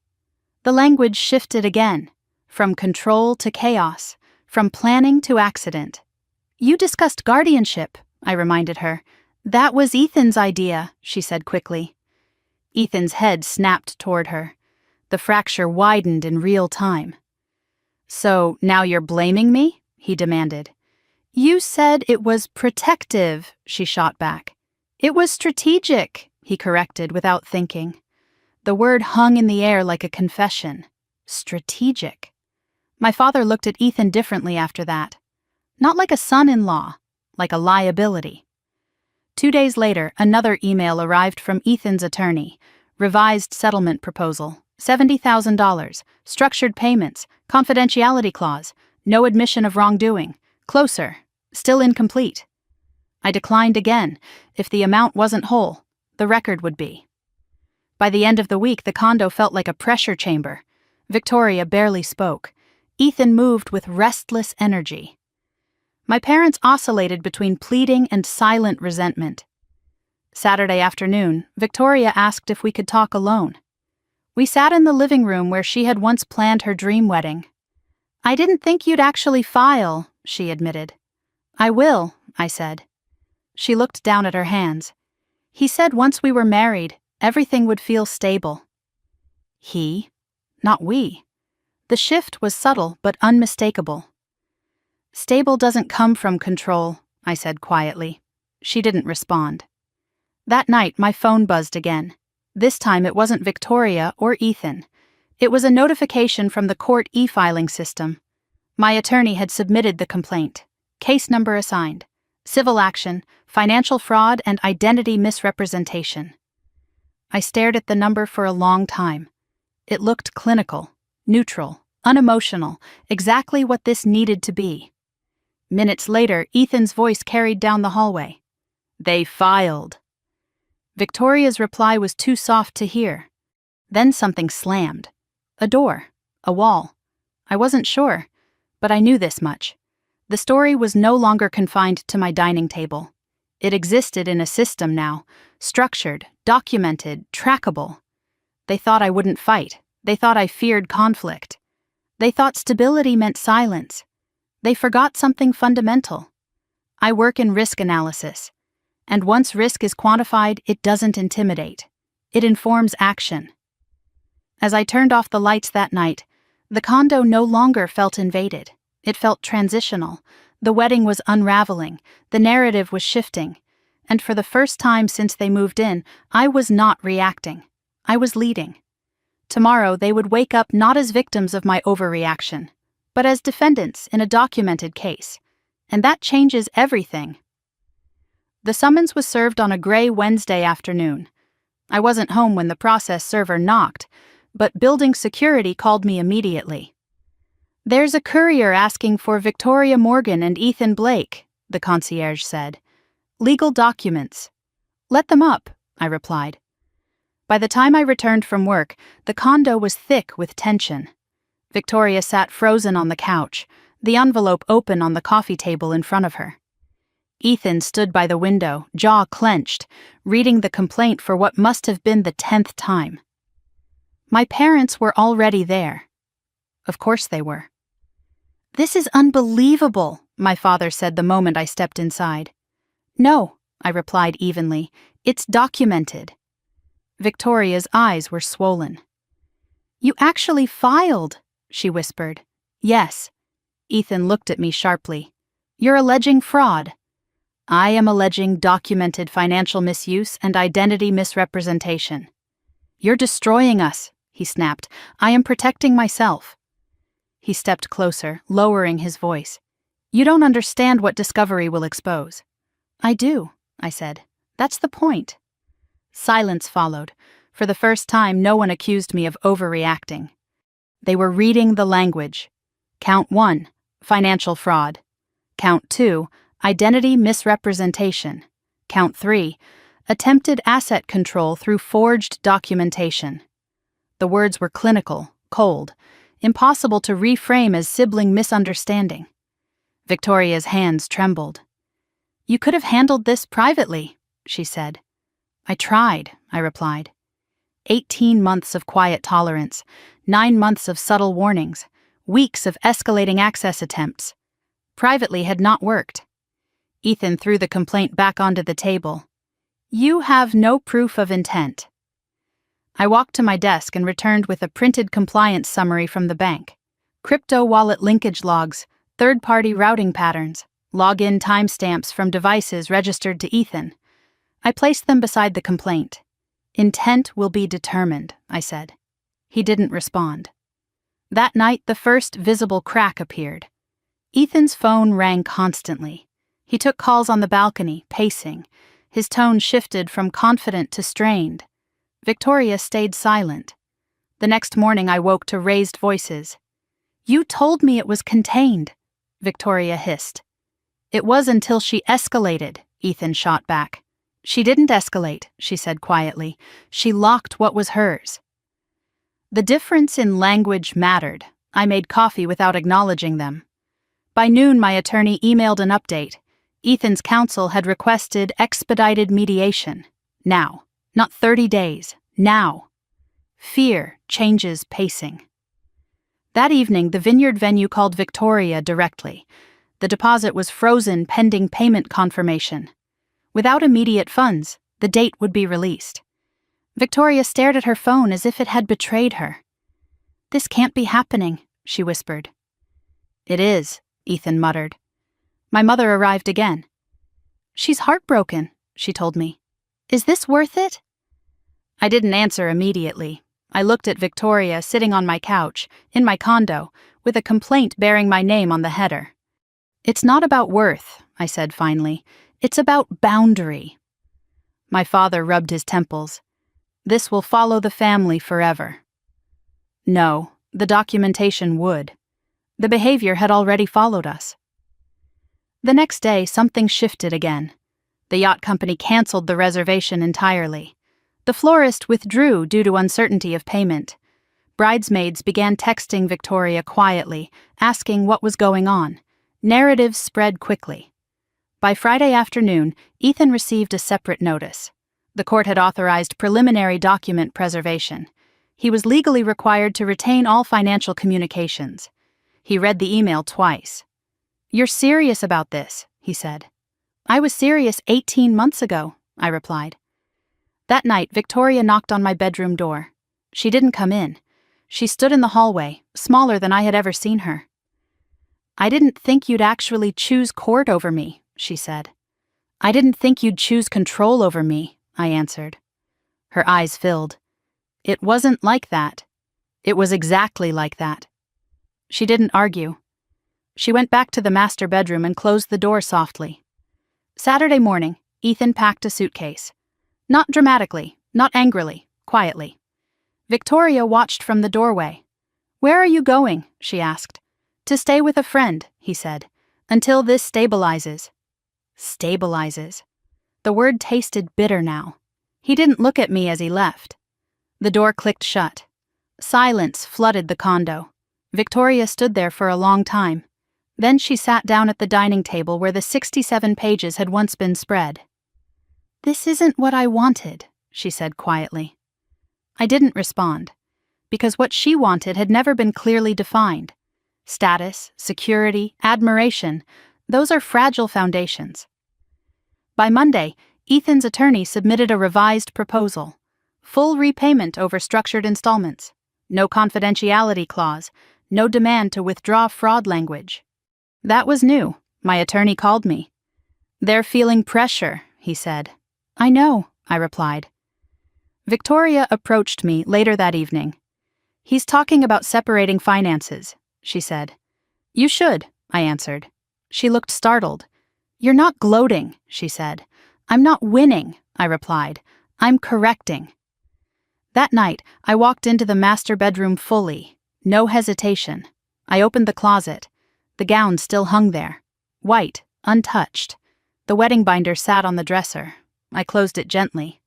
This was no longer about a ceremony. It was about consequence. When I returned to the living room, Victoria was staring at the skyline. "He said if the wedding happened, everything would feel stable," she murmured. "And did it?" I asked.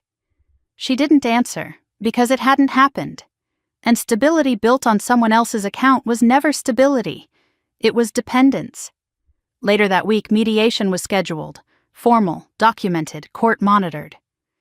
As I reviewed the updated repayment proposal, I realized something quietly powerful. They no longer argued that I was overreacting. They no longer suggested therapy. They no longer framed me as unstable. The narrative had shifted. Not because I shouted louder, but because I documented better. They thought I wouldn't fight. They thought I feared conflict. They thought stability meant silence. Now they understood something else. Stability can mean evidence, and once evidence enters a courtroom, it doesn't disappear under emotion. It stands. The condo felt different that night. Not fractured. Transitional. Ethan was gone. Victoria was quiet. My parents called less frequently. The wedding date approached without confirmation, and I stood in the center of my living room looking at the city lights flickering beyond the glass. 18 months ago, I said yes because I believed family meant unconditional support. Now I understood something stronger. Support without boundary is surrender, and surrender, once recognized, must be reversed. The case was active, the narrative was public, the illusion was collapsing. And for the first time since they moved in, I wasn't waiting for the next transfer alert. I was waiting for the next court notice. Because this time the future wasn't being drafted in someone else's drawer. It was being filed under my name. And that made all the difference. 30 days began to feel shorter once the case number existed. The week after the complaint was filed, the condo felt hollow in a way it hadn't before. Ethan's suitcase was gone. His cologne no longer lingered in the hallway. The master bedroom door stayed half open now, not shut. Victoria moved through the space quietly, as if every step had weight. I returned to my routines with precision: work, gym, evening calls with my attorney, weekly transaction monitoring. The wedding website quietly disappeared 3 days after the summons was served. I noticed because I had bookmarked it months ago. Now the link returned a blank page. At 9 on Monday morning, I reviewed the certified mail confirmation for the demand letter again. Delivered, signed, received. There would be no argument that they hadn't known. By midweek, Ethan's attorney sent a formal response to the complaint. They denied intent. They denied forgery. They asserted verbal agreement for financial contribution. They suggested mediation to avoid irreparable family harm. Family harm. The phrasing felt calculated. I forwarded the response to my attorney. He replied within the hour.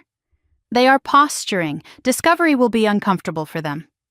Uncomfortable was an understatement. Discovery meant subpoenaed communications, device logs, bank routing trails, storage unit contents. I wasn't afraid of discovery. I had nothing to hide.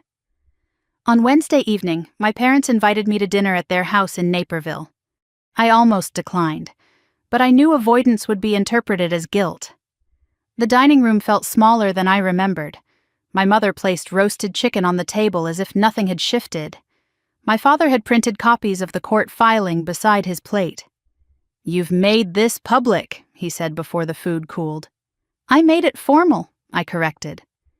Victoria sat across from me, eyes rimmed red but steady. My mother reached for her hand. "She's already lost the venue," she said. "The florist. Half the guests know something is wrong." "The vendors lost deposits too," I said. "They deserve payment." "This could have been settled privately," my father repeated. "It wasn't," I said. He stared at the paperwork. "You're calling your sister fraudulent. I'm calling the transactions fraudulent." Silence stretched across the table. My mother finally spoke. "Victoria told us you agreed to support the wedding financially." "She told you," I replied. "Did you ask me?" My father's jaw tightened. "We trusted her."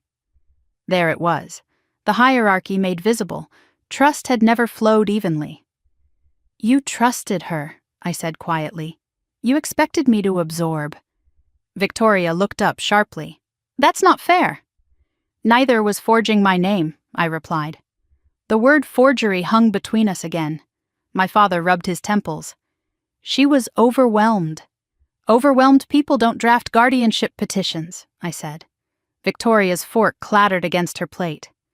"That was precaution," she whispered. "Against what?" I asked. My mother's eyes filled. "You've seemed distant for months," she said. "You barely sleep. You work constantly." "So that justifies control?" I asked. No one answered.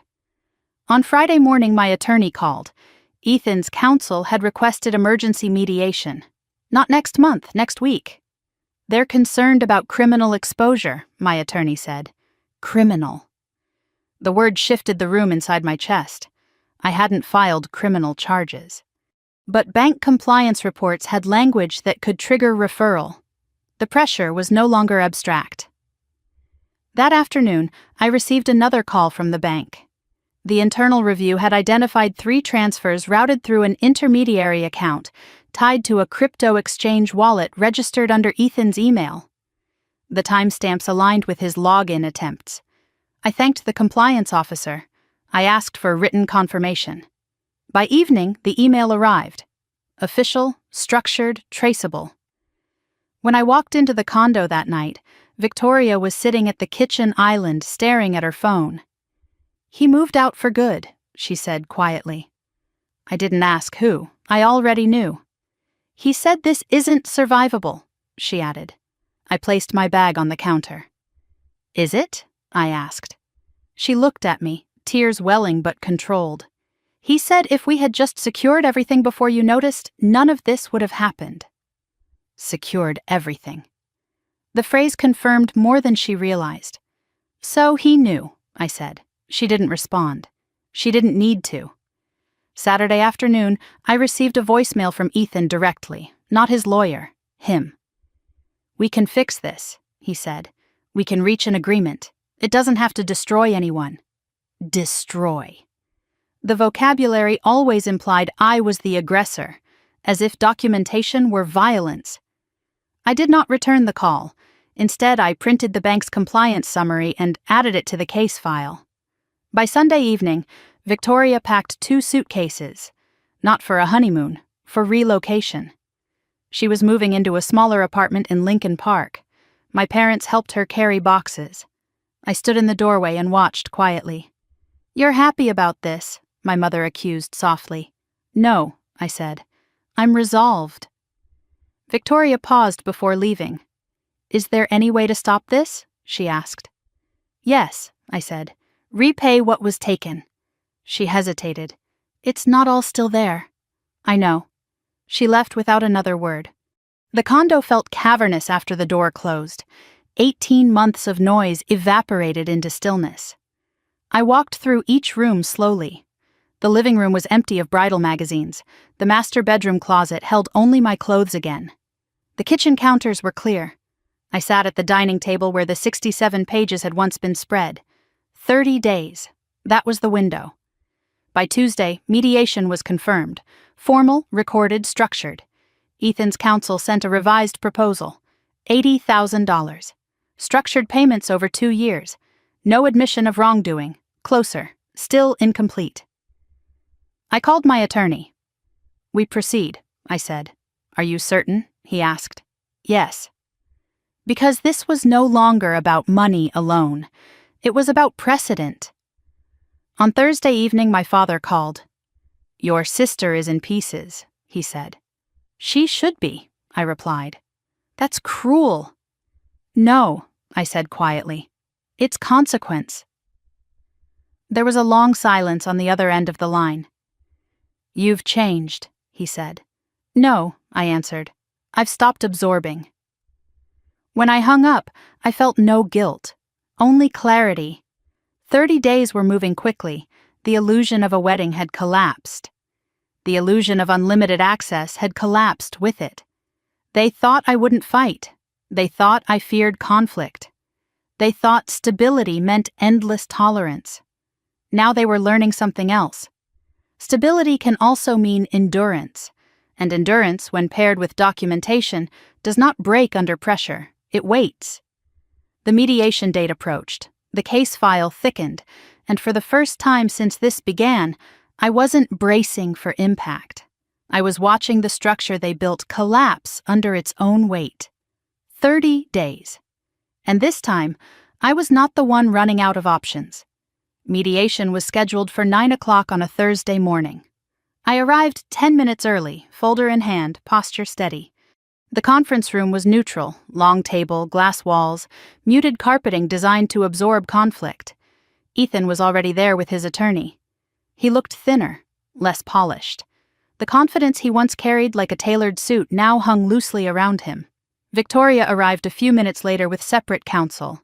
That detail mattered, separate. She didn't sit beside him. She chose a chair across from me. The mediator, a woman in her late 50s with sharp eyes and an even sharper voice, began by outlining the structure. This is a civil dispute regarding alleged financial fraud and identity misrepresentation, she said calmly. We are here to determine whether settlement is possible before litigation proceeds. The words fraud and misrepresentation sat on the table like visible objects. No one flinched. We began with numbers: $120,000, total documented withdrawals over 18 months. Ethan's attorney argued verbal consent. He referenced shared living arrangements. He suggested familial understanding. My attorney slid the transaction spreadsheet across the table, color-coded, time-stamped, highlighted. Consent does not extend to forged signatures, he said quietly. Victoria stared at the table. Ethan shifted in his chair. The mediator turned to him. Were you aware of the draft power of attorney? She asked. It was precautionary, he said. Against what? She asked evenly. He hesitated. Financial instability. The mediator looked at me. Has any court or physician determined financial instability? No, I replied. Victoria's attorney spoke next. My client acknowledges poor judgment but denies malicious intent. Poor judgment, not fraud. The language softened deliberately. My attorney responded without raising his voice. Intent will be evaluated through discovery. We are here to discuss repayment.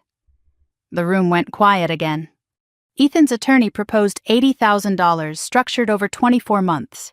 No admission of wrongdoing, mutual non-disparagement, confidentiality. I didn't react immediately. I looked at Victoria. She wouldn't meet my eyes. That does not cover the full amount, my attorney said. Ethan's attorney leaned forward. My client's liquidity is limited. Liquidity was sufficient for yacht deposits, my attorney replied. The mediator raised a hand. Let's focus. We broke into separate caucuses. In my private room, my attorney closed the door and exhaled slowly. They are worried about criminal referral, he said. Bank compliance reports are serious. I nodded. I want full acknowledgement in writing, I said. Not emotional apology, legal acknowledgement. He studied me. You're certain you want the record? Yes. This was not about vengeance. It was about permanence. In the other room, voices rose faintly. I recognized Ethan's tone. Defensive, tight. An hour later, we reconvened. Ethan avoided looking at Victoria. The mediator spoke carefully. There appears to be internal disagreement regarding strategy. Internal disagreement.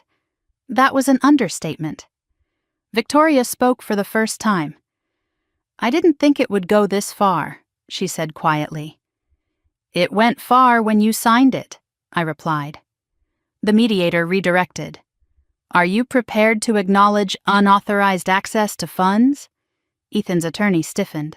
My client does not concede fraud. Victoria's attorney looked at her. She swallowed.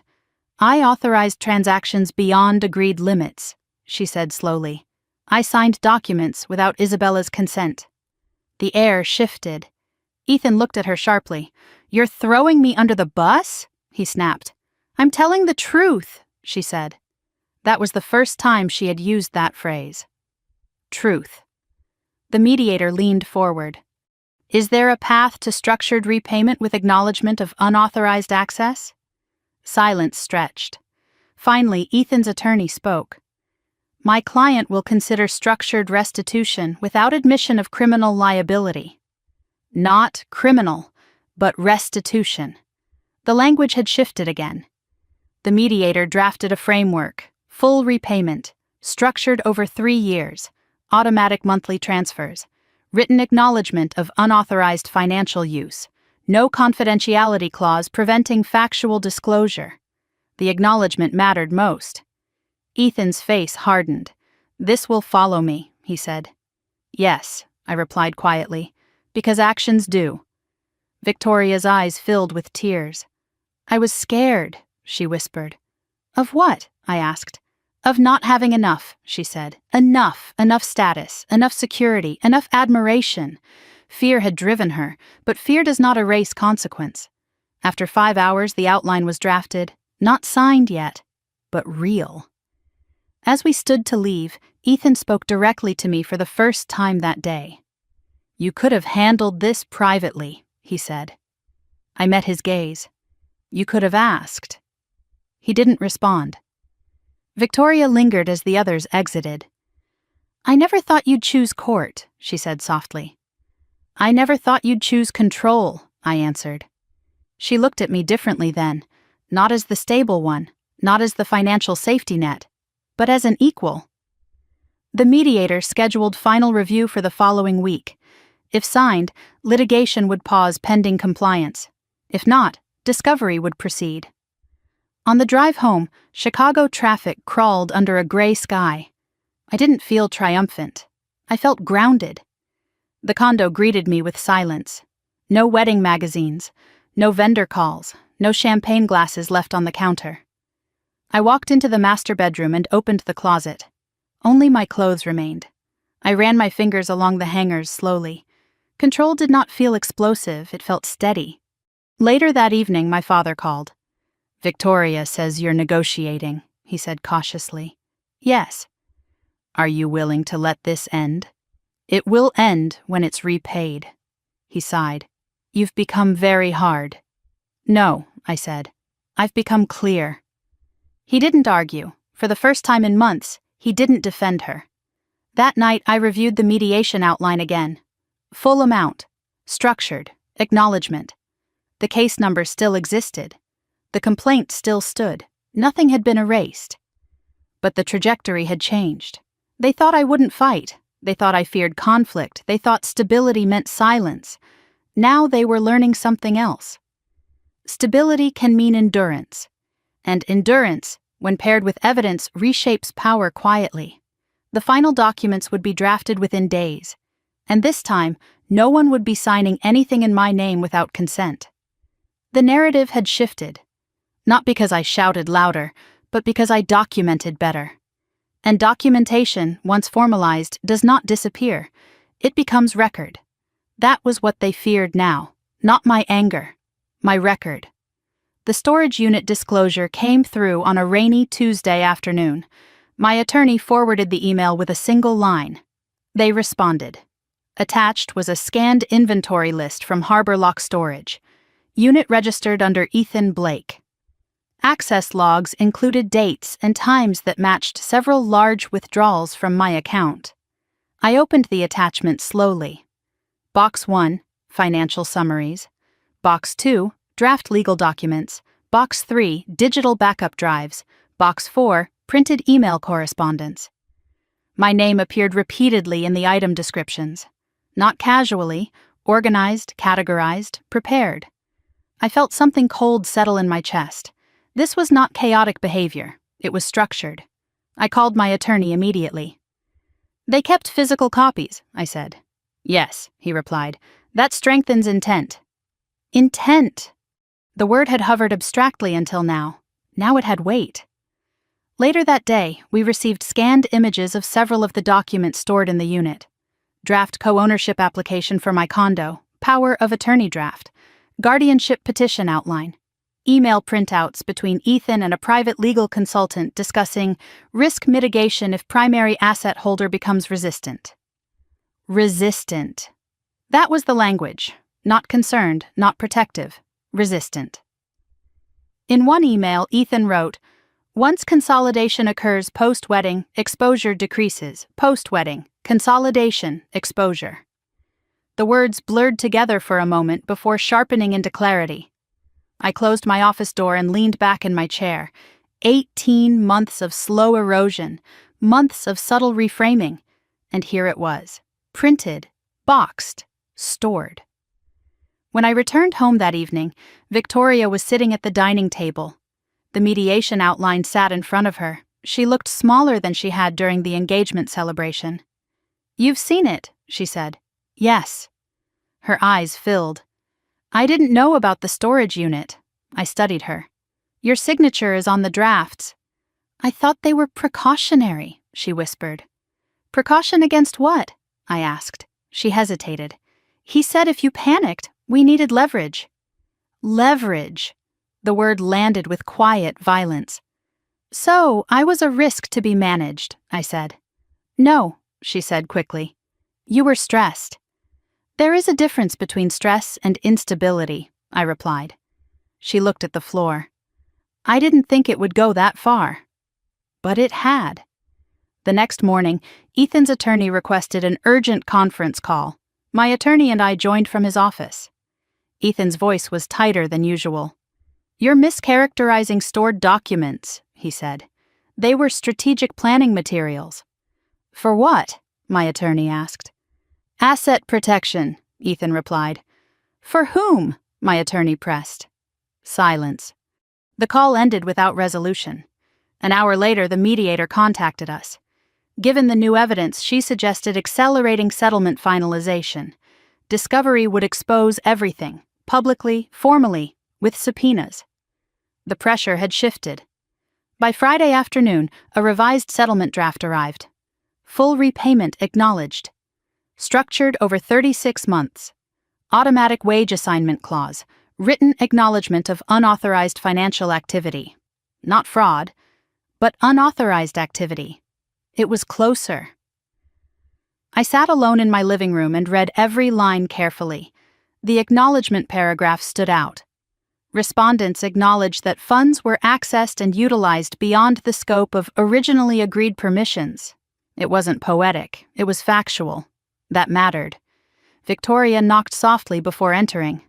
I'm signing, she said quietly. You understand what that means? I asked. Yes. Ethan, she swallowed. He doesn't want to. Will he? She nodded slowly. He doesn't have a choice. Choice. The word felt ironic. For 18 months, I had been the one without it. Now the balance had shifted. That evening, my parents came over. Not angry this time, worried. My father sat heavily in the armchair. This will follow, Victoria, he said. So will the behavior, I replied. My mother's voice trembled. Is there no way to soften the language? It is already softened, I said. They looked at the acknowledgement paragraph. No admission of criminal fraud, no public statement, just documented unauthorized access. My father exhaled slowly. You're firm, he said. Yes. Not cruel? He added after a moment. No. The difference mattered. Sunday afternoon, final mediation reconvened to execute the agreement. The room felt smaller than before, less combative, more resigned. Ethan signed last. His signature looked hurried. Victoria signed slowly, deliberately. When the final page was notarized, the mediator closed the folder. This resolves the civil dispute pending compliance, she said. Not erased, resolved pending compliance. That nuance stayed with me. As we stood, Ethan spoke quietly. You didn't have to make it this formal. Yes, I said. I did. He didn't argue. Outside the building, rain tapped against the pavement.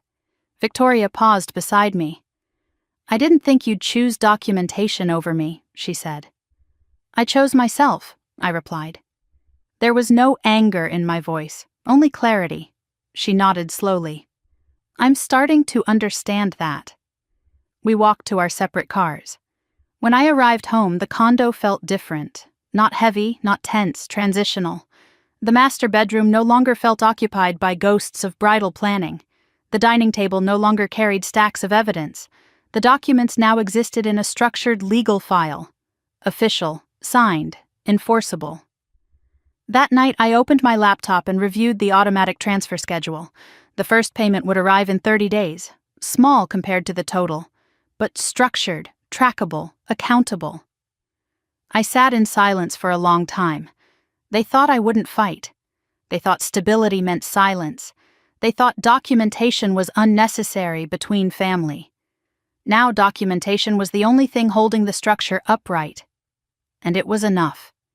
The illusion of consolidation had collapsed. The illusion of leverage had collapsed with it. What remained was record, and record does not forget. As I turned off the lights and walked toward the bedroom, I felt something I hadn't felt in months. Not triumph, not vindication, control, quiet, complete. And this time, it wasn't being drafted in someone else's storage unit. It was filed under my name, exactly where it belonged. 2 weeks after the settlement was signed, my parents asked me to come to dinner again. "Just us," my mother said on the phone. "No lawyers. No documents." I almost declined, but avoidance had never been my strategy. Their house in Naperville looked the same as it always had. White siding, trimmed hedges. The porch light flickering slightly the way it had since I was in high school. Some things don't change. Others collapse quietly inside. When I walked in, the air felt heavier than the last time. No printed court filings this time. No raised voices. Just silence waiting to be filled. My father gestured toward the dining table. "Sit," he said. I did. Victoria was already there, not glowing, not triumphant, just present. My mother placed salad bowls on the table without meeting my eyes. We began eating before anyone spoke. Finally, my father cleared his throat. "This has gone further than it ever should have," he said. "It went exactly as far as it was taken," I replied. He looked at me carefully. "You filed a lawsuit against your sister." "Yes." "You involved banks." "Yes." "You forced mediation." "Yes." Each answer landed cleanly. No hesitation, no apology. My mother's voice trembled slightly. "Victoria has been under so much pressure." "From what?" I asked. "The wedding, expectations, Ethan's instability."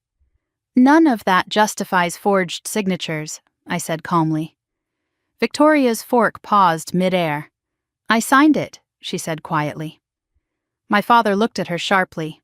"You don't have to keep saying that." "I do," she replied. Silence stretched. This was new. Accountability spoken without prompting. My mother wiped her hands on a napkin. "You've always been stronger," she said, looking at me. The word felt familiar. Stronger, meaning I could handle more. Meaning I could absorb more. Meaning I should have. "I am not stronger," I said. "I just stopped tolerating." My father leaned back in his chair. "You could have handled it privately." I tried.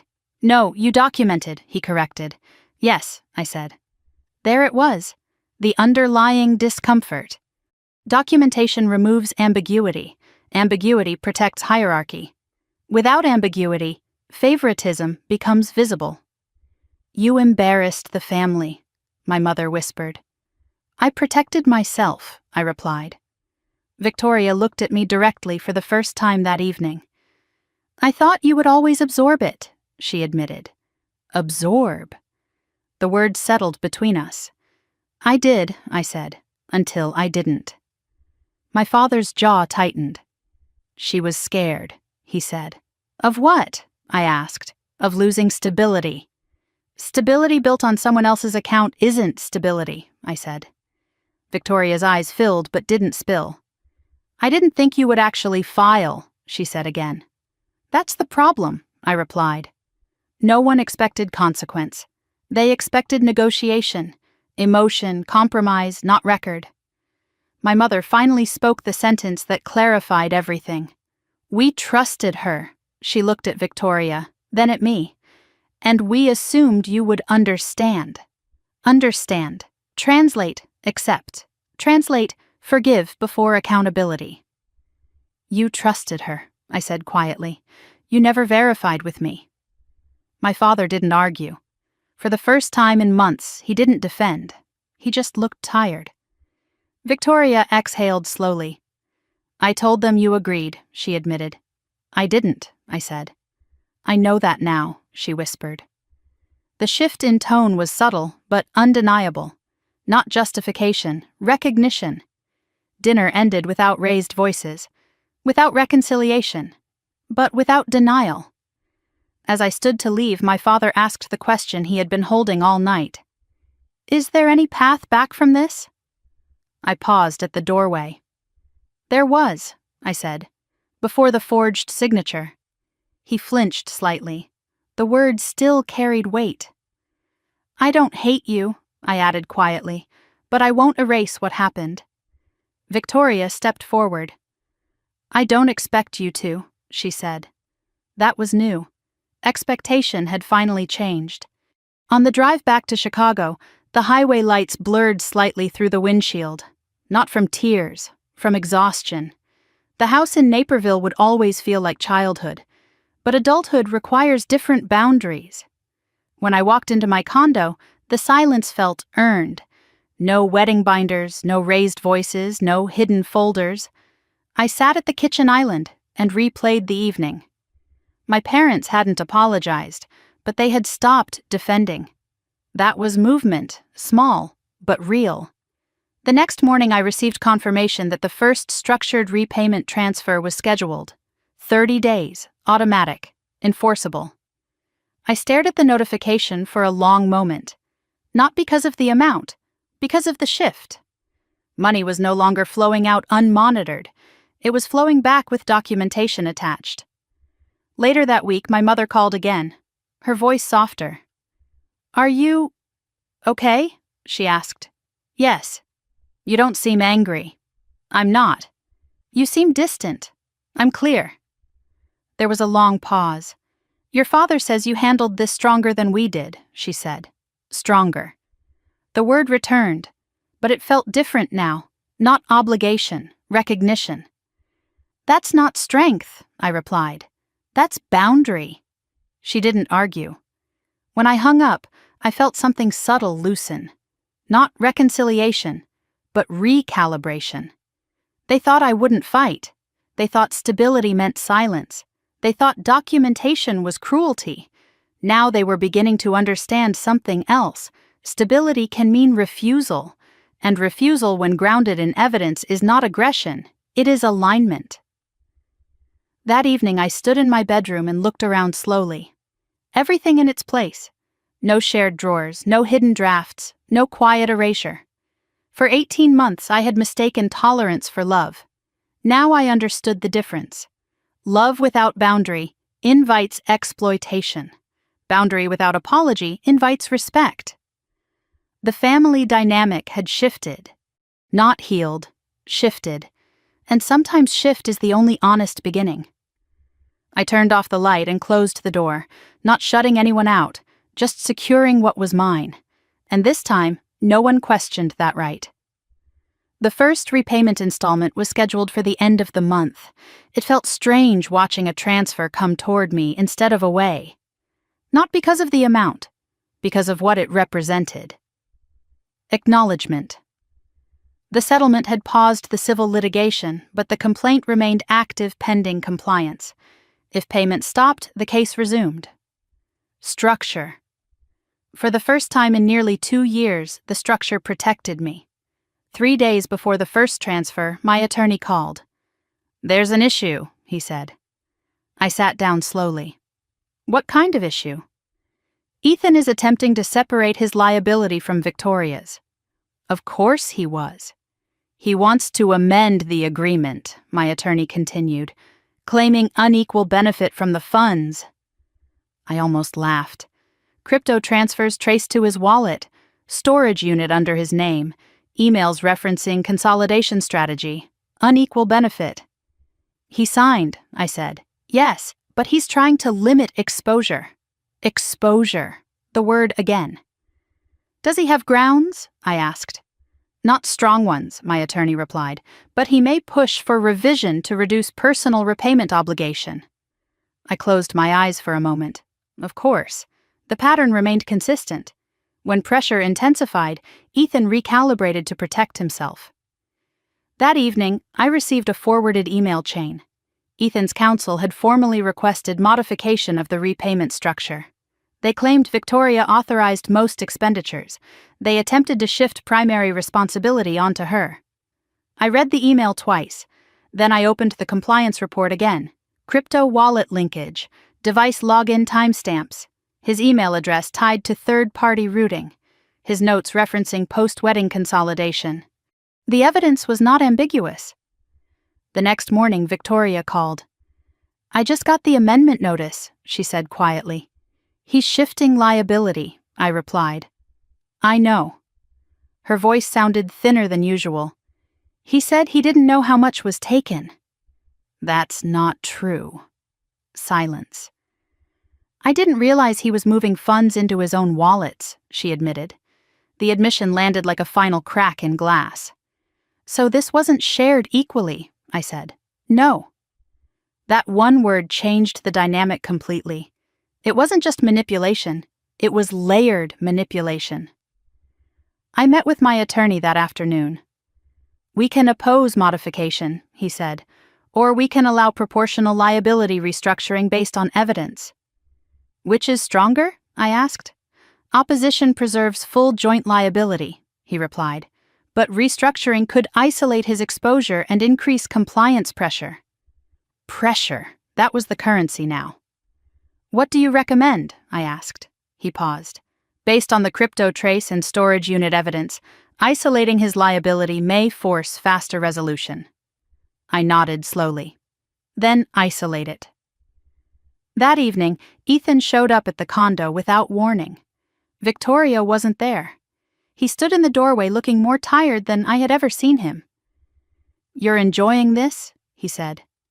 "No," I replied. "You split us," he added. "You split yourself," I said calmly. He stepped inside without waiting for permission. "I never intended for this to spiral," he said. "You drafted guardianship language," I replied. "That was contingency planning. For controlling my assets. For stabilizing chaos." Chaos. The word felt hollow now. "You gambled wedding funds on crypto," I said evenly. His jaw tightened. "It was temporary liquidity strategy." "It was leverage," I corrected. Silence. He looked around the condo as if measuring what he had nearly secured. "You could drop the complaint," he said finally. "I won't. You'll ruin Victoria, too." I didn't draft her signature. That stopped him. He exhaled slowly. "I can't carry the full repayment," he admitted, the first honest sentence he had spoken. "Then you shouldn't have moved the funds," I replied. He left without another word. The next morning, my attorney filed opposition to his amendment. The motion included crypto wallet trace analysis, email excerpts referencing consolidation, storage unit inventory logs. The language was precise, measured, clinical. Ethan's liability would remain documented. By the end of the week, something shifted again. Victoria called late one evening. "He's leaving," she said quietly. "For good." I didn't ask for details. "He said the legal exposure is too high," she added. Exposure. There it was again. "He said he didn't sign up for criminal risk." "I never filed criminal charges," I replied. "But the bank could refer," she said. "Yes." Silence stretched. "I thought if the wedding happened, everything would stabilize," she whispered. Stabilize. The illusion had always been tied to optics. Once married, once consolidated, once publicly secure. But none of that erased documentation. The first repayment installment arrived 2 days later. Not large, but automatic. Scheduled. Confirmed. Victoria texted me afterward. I saw it process. No apology, just confirmation. It was enough. Ethan sent one final email through counsel. He would comply with structured liability pending court ruling on amendment. Translation: he had no leverage left. The narrative had collapsed, not dramatically, gradually, under evidence. That night, I walked through the condo slowly. The air felt different. No tension, no raised voices, no hidden drafts. Victoria had moved into a smaller apartment in Lincoln Park. Ethan was gone entirely. The wedding date passed quietly without ceremony. No announcement, no public explanation, just absence. I sat at the dining table and opened the settlement agreement again. The acknowledgement paragraph remained intact. Unauthorized access, structured restitution, automatic compliance triggers. It wasn't poetic. It was powerful. They thought I wouldn't fight. They thought stability meant silence. They thought documentation could be softened through emotion. Now they understood something else. Documentation does not bend.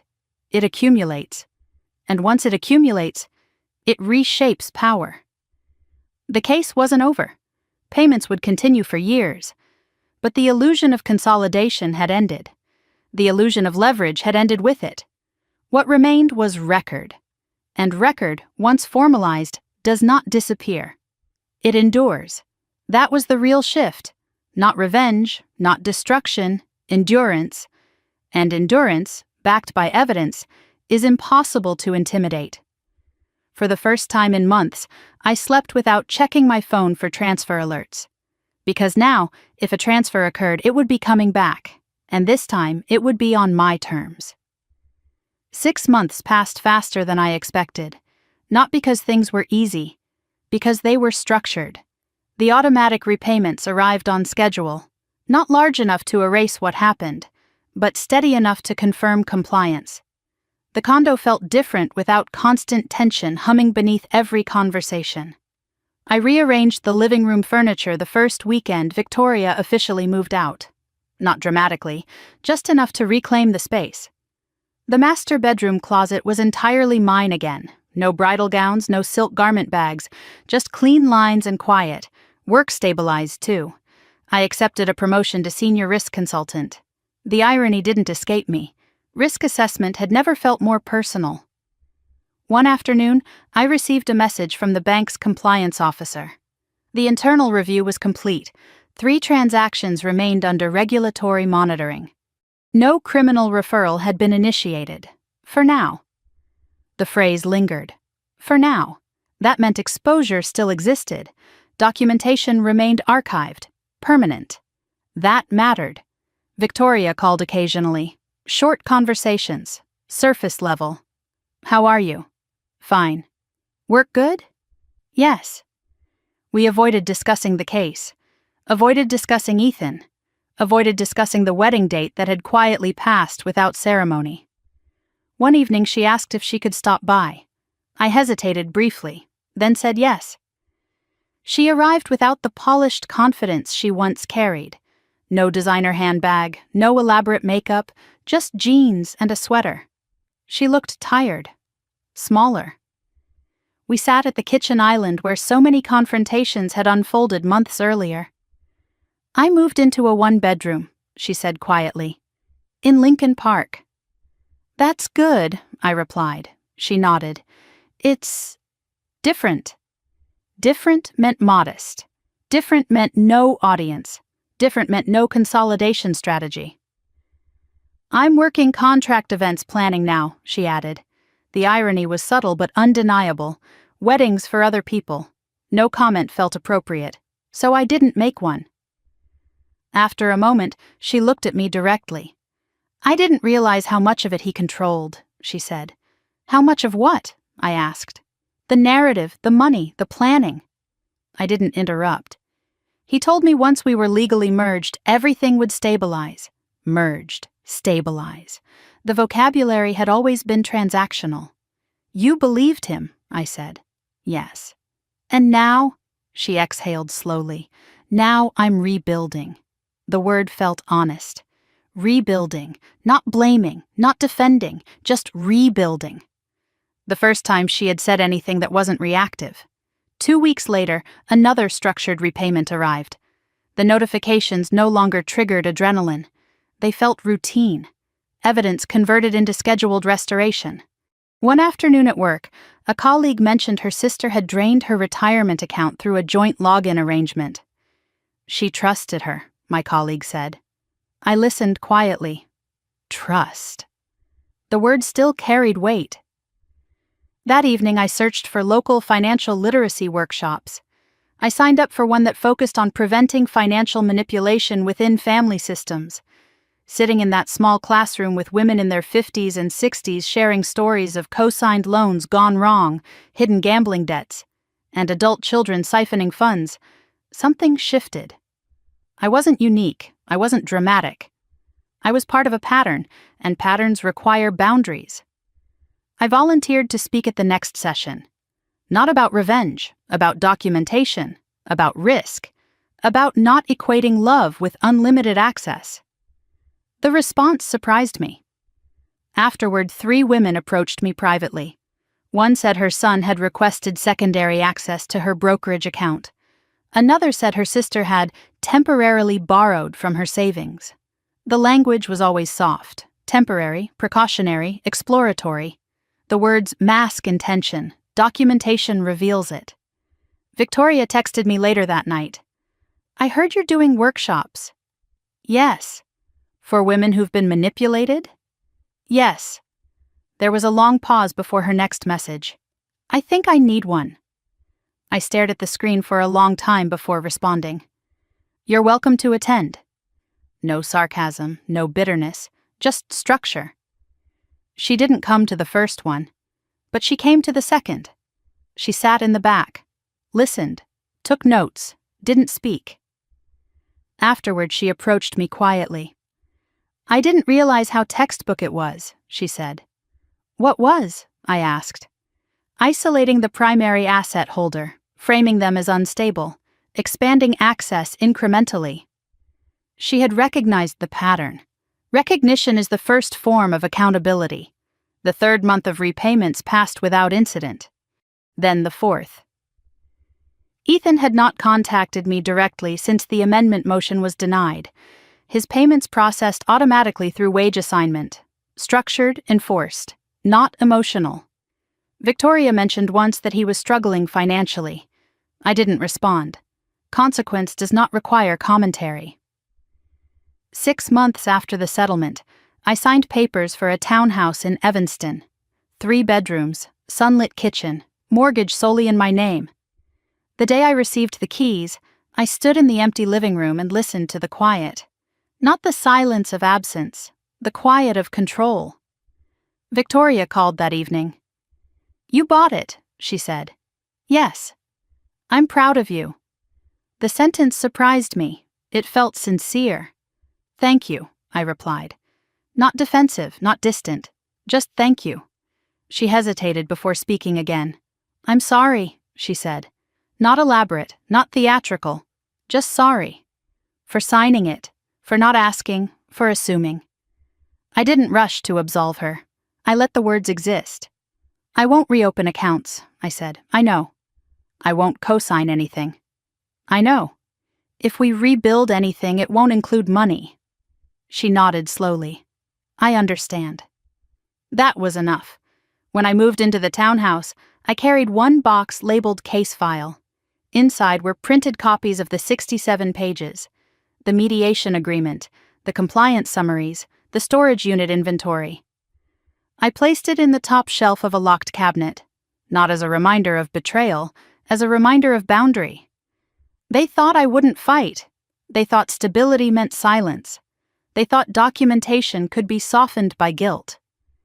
Now they understood something else. Stability means self-protection. Documentation means permanence. Boundary means survival. As I stood in my new kitchen months later, sunlight filtering through large windows, I felt something settle deeply. Not revenge, not vindication, ownership. The accounts were secure. The house was mine. The narrative was documented. And this time, nothing required consolidation to feel stable. Stability was internal, protected, locked, on purpose.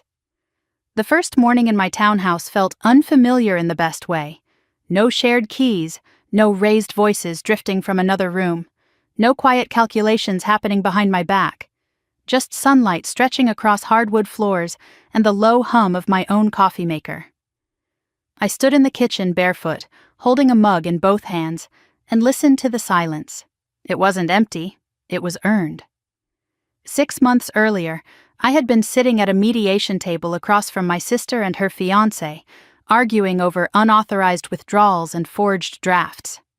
Now I was standing in a home purchased entirely under my name, no secondary access, no co-ownership clauses, no contingency planning against my own stability. Owner, Isabella Morgan. That line on the closing document had felt almost radical. I spent the first week arranging the space deliberately. The office went near the front window where afternoon light was strongest. The filing cabinet sat against the far wall, locked. Inside it, on the top shelf, was the case file. 67 pages of transaction history, compliance summaries, settlement agreement. I didn't open it. I just knew it was there. Victoria had not visited yet. We spoke occasionally by phone, short conversations, measured. She asked about the house once. "How does it feel?" she said. "Stable," I answered. There was a pause. "I'm glad," she said quietly. I wasn't sure if she meant it for me or for herself. The repayment installments continued automatically, small notifications that no longer carried emotional charge. They arrived, they processed, they archived. Structure had replaced chaos. One evening, as I unpacked the last box in my office, my phone buzzed. Victoria. "I'm outside," she said. I hadn't told her my exact address, but I had mentioned the street. She must have looked up the listing. I hesitated only a second before saying, "Come up." She stood on my porch without the polished confidence she once wore like armor. No designer coat, no oversized sunglasses, just jeans, boots, and a nervous smile. "Hi," she said softly. "Hi." I stepped aside and let her in.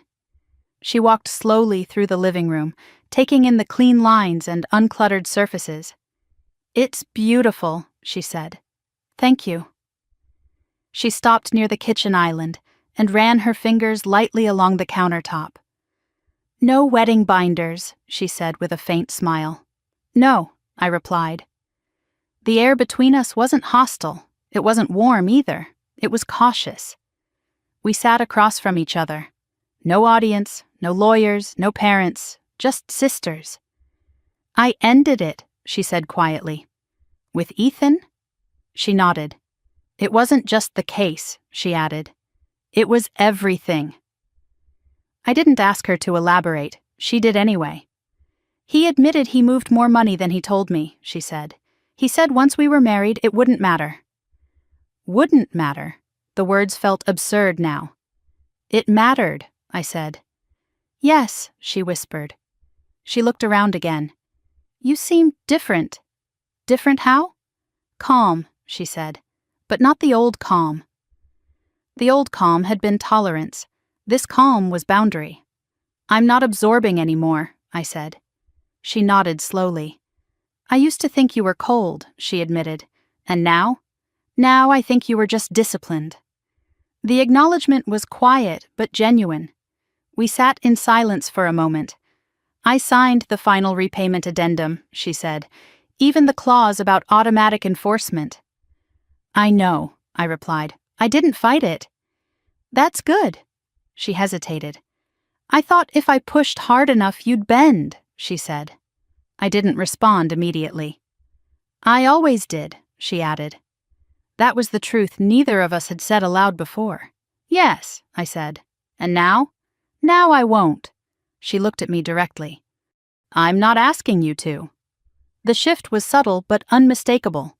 No request for softened terms, no request for account access, no request for withdrawal of documentation, just presence. After a while, she asked, "Can we rebuild?" The question wasn't dramatic. It wasn't desperate. It was measured. "We can rebuild a relationship," I said, "but not a financial one." She nodded immediately. "I don't want access," she said.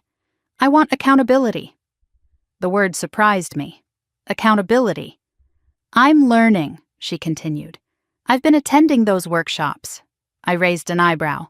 "Not as a speaker," she added quickly. "As a listener." "That's good." She gave a small, almost embarrassed smile. "It's humbling." "Yes," I said. Humility had been missing for a long time. She looked around the room again. "You bought this alone," she said. "Yes." "No co-signers." "No." "No shared access." "No." She nodded slowly. "That used to intimidate me," she said. "Why?" "Because it meant you didn't need anyone." I considered that. "I don't need control," I said. "I need respect."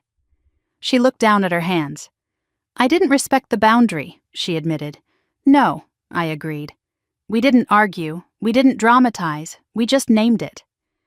The sun began to set through the front windows, casting long shadows across the floor.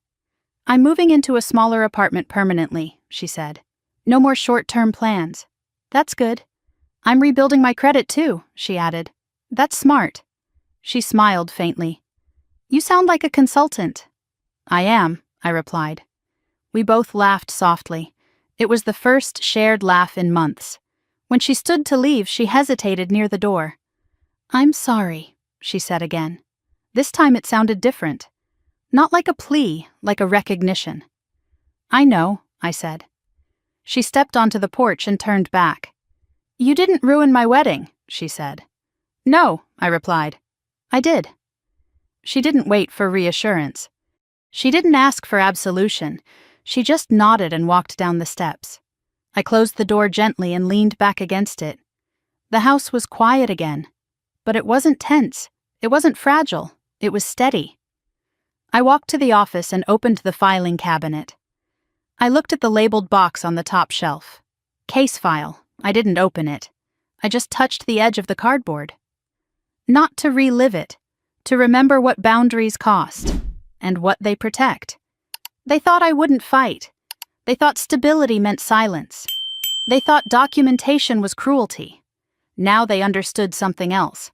Documentation is protection, boundary is self-respect, and independence is not abandonment. It is clarity. I closed the cabinet and locked it. Then I walked back into the kitchen and poured another cup of coffee. The townhouse didn't feel like a fortress. It felt like a foundation.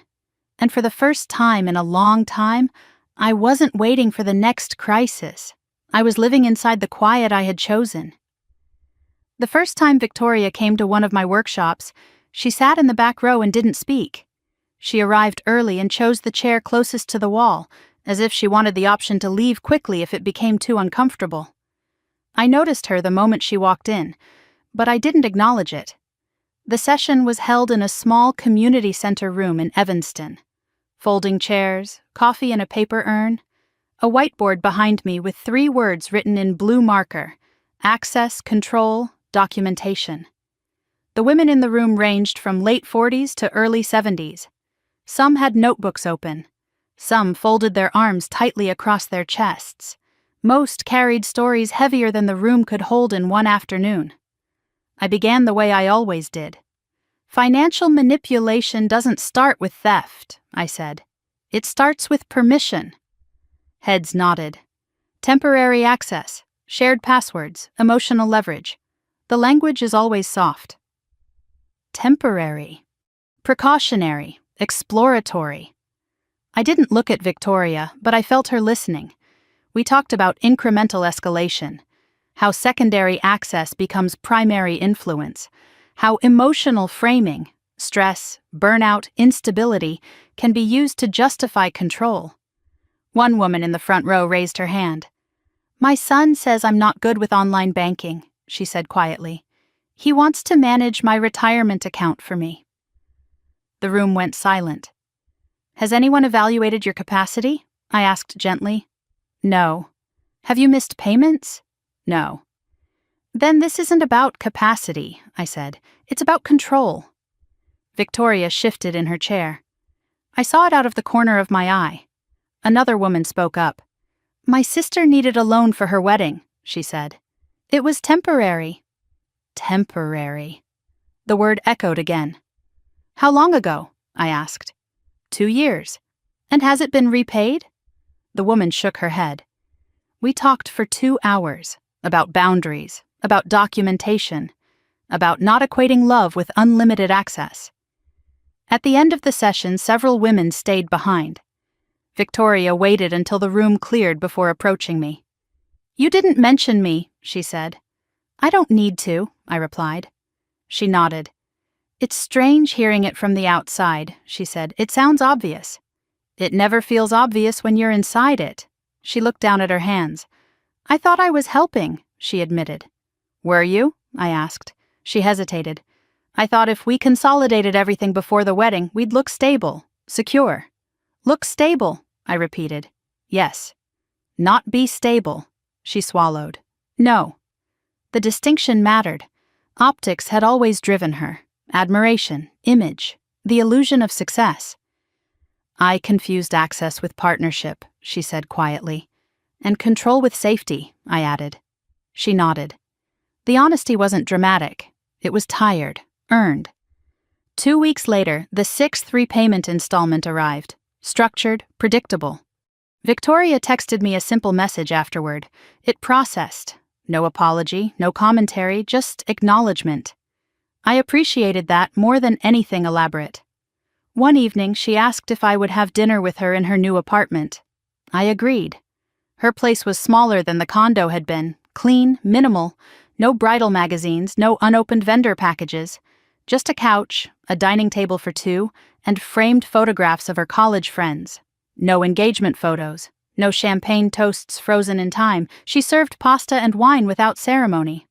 "I sold the ring," she said casually. I looked up. "Used it to pay down part of the settlement." "That was smart," I said.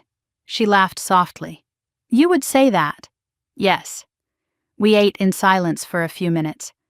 "I keep replaying the storage unit," she said finally. "What about it?" "How organized it was." "It was strategic," I said. She winced slightly. "He told me once that risk is easier to manage when you isolate the variable," she said. "And you were the variable?" I asked. She nodded. "I thought if I convinced you to share everything, it would remove the risk." "The risk was never me," I said. "I know that now." The difference between knowing and admitting had once been miles wide. Now it was shrinking. After dinner, she walked me to the door. "I don't expect us to go back to how we were," she said. "We won't," I replied. "Is that bad?" "No." She looked confused. "It's honest." Honesty had replaced illusion. That was progress. Later that month, I received an email from one of the workshop attendees. She had confronted her daughter about shared credit card access, removed it, set boundaries. "I feel guilty," she wrote, "but also relieved." Relief and guilt often travel together, I responded carefully. Guilt fades when safety stabilizes. The words felt true, not theoretical. Victoria attended the next workshop too. This time she spoke. "I signed something without reading it carefully," she told the group, "because I trusted the person who drafted it." The room was silent. "I thought I was protecting us," she continued, "but I was participating." Participating. The accountability was clear. No one judged her. Several nodded in recognition. Afterward, she looked lighter, not absolved, just aligned. The repayments continued. Automatic. Trackable. The legal file remained in my locked cabinet, unopened, but present. One Saturday morning, Victoria helped me plant flowers in the small backyard of the townhouse. We worked quietly, dirt under our nails, no spreadsheets, no transaction logs, just soil and sunlight. "At least you're not auditing the fertilizer receipts," she joked. I smiled. "Not yet." We both laughed. It wasn't the laughter of avoidance. It was the laughter of distance from crisis. When she left that afternoon, she paused at the gate. "Thank you for not cutting me off completely," she said. "I didn't cut you off," I replied. "I cut off access." She nodded slowly. "I see the difference now."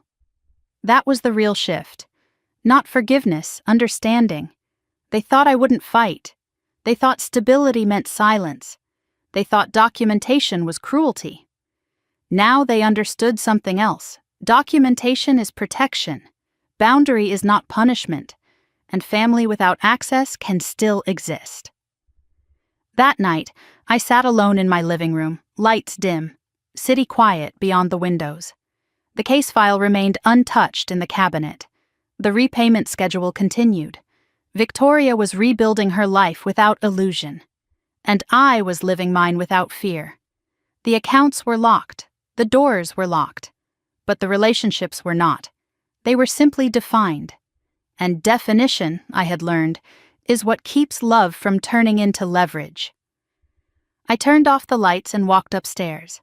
For the first time in a long time, nothing felt precarious. It felt steady, chosen, protected, and finally, honest. The repayment schedule marked the months more clearly than any calendar ever had. Month 7, Month 8, Month 9. Each transfer arrived on the same day, at nearly the same minute, as if structure itself were keeping time for us. The notifications no longer made my pulse spike. They felt routine, Predictable. Accountability converted into automation. One evening, as I was reviewing quarterly reports at my desk, an email from my attorney appeared. Subject line: Compliance Update. I opened it slowly. Ethan had attempted once more to modify his personal liability through a separate petition. The court denied it. Joint responsibility remained intact. I read the attached order carefully. Clear language. No ambiguity. Obligation remains binding. I closed the laptop and leaned back in my chair. There would be no quiet revision of history. Documentation held. A few days later, my father called. His voice sounded older than I remembered. "Your mother and I have been talking," he said. "That's good," I replied. "We handled this poorly," he admitted. It wasn't an apology, but it was acknowledgement. "We should have asked you directly," he continued, "instead of assuming." Assuming. The word carried weight. "I would have told you the truth," I said. "I know that now." There was a long pause. "I think we relied on you too much," he said quietly. Relying had once felt like praise. Now it felt like burden. "I won't carry what isn't mine anymore," I replied. He didn't argue.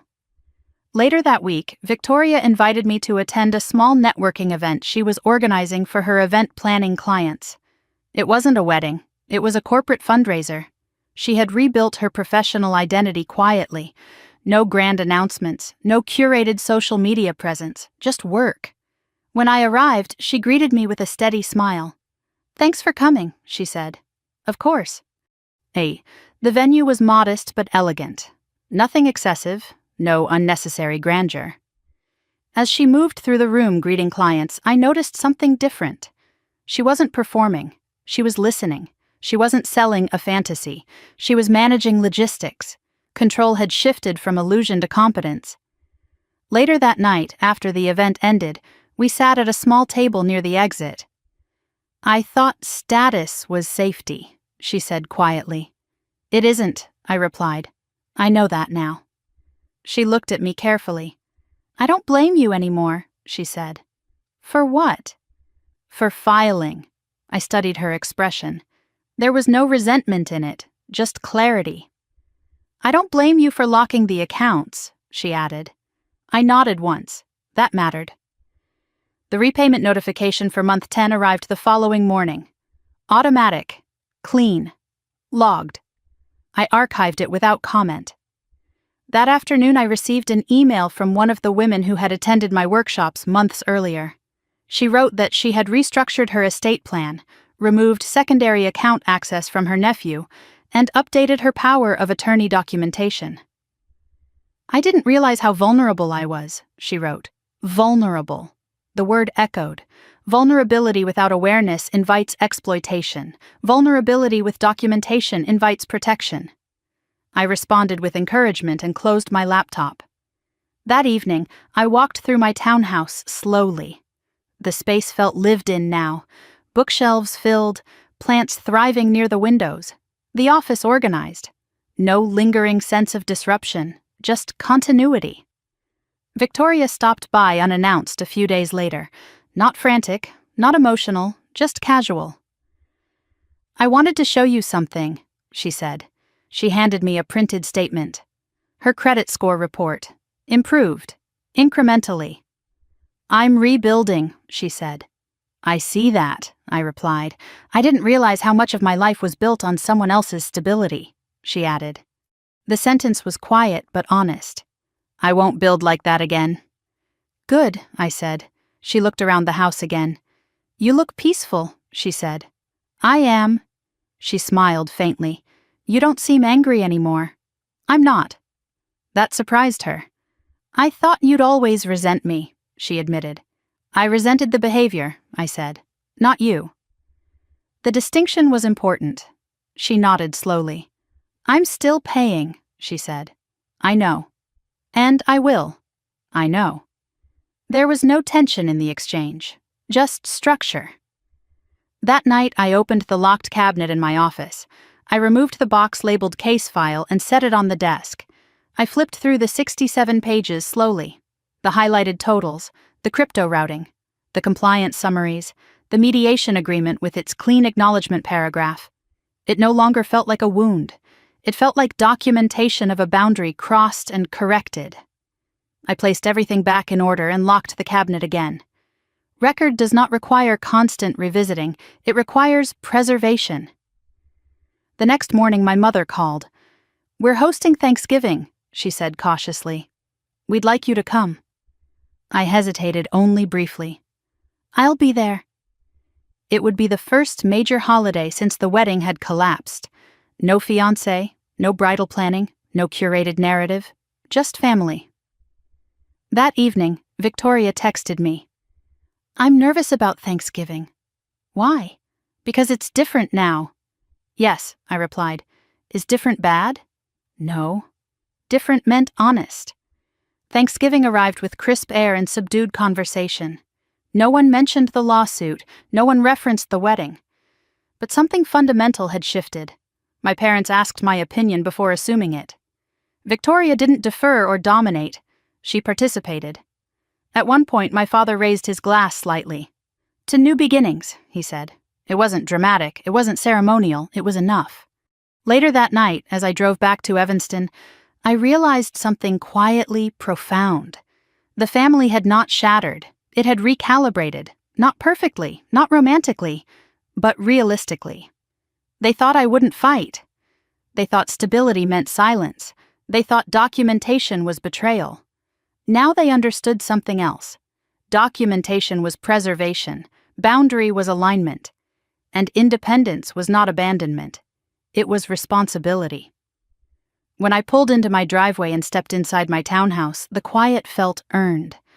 Not because there was no conflict in the world, but because the conflict had been faced, documented, corrected. The repayment schedule would continue. The case file would remain locked. Victoria would keep rebuilding, and I would keep living without apology. I turned off the lights and walked upstairs. For the first time in a long time, nothing felt unresolved. It felt structured, defined, and entirely mine. The morning the 12th repayment cleared, I didn't check my phone right away. I was standing in my kitchen, sunlight pouring across the counter, coffee steaming in my hand, when the notification finally buzzed. For a moment, I just let it sit there. Not because I was afraid, because I no longer needed to react.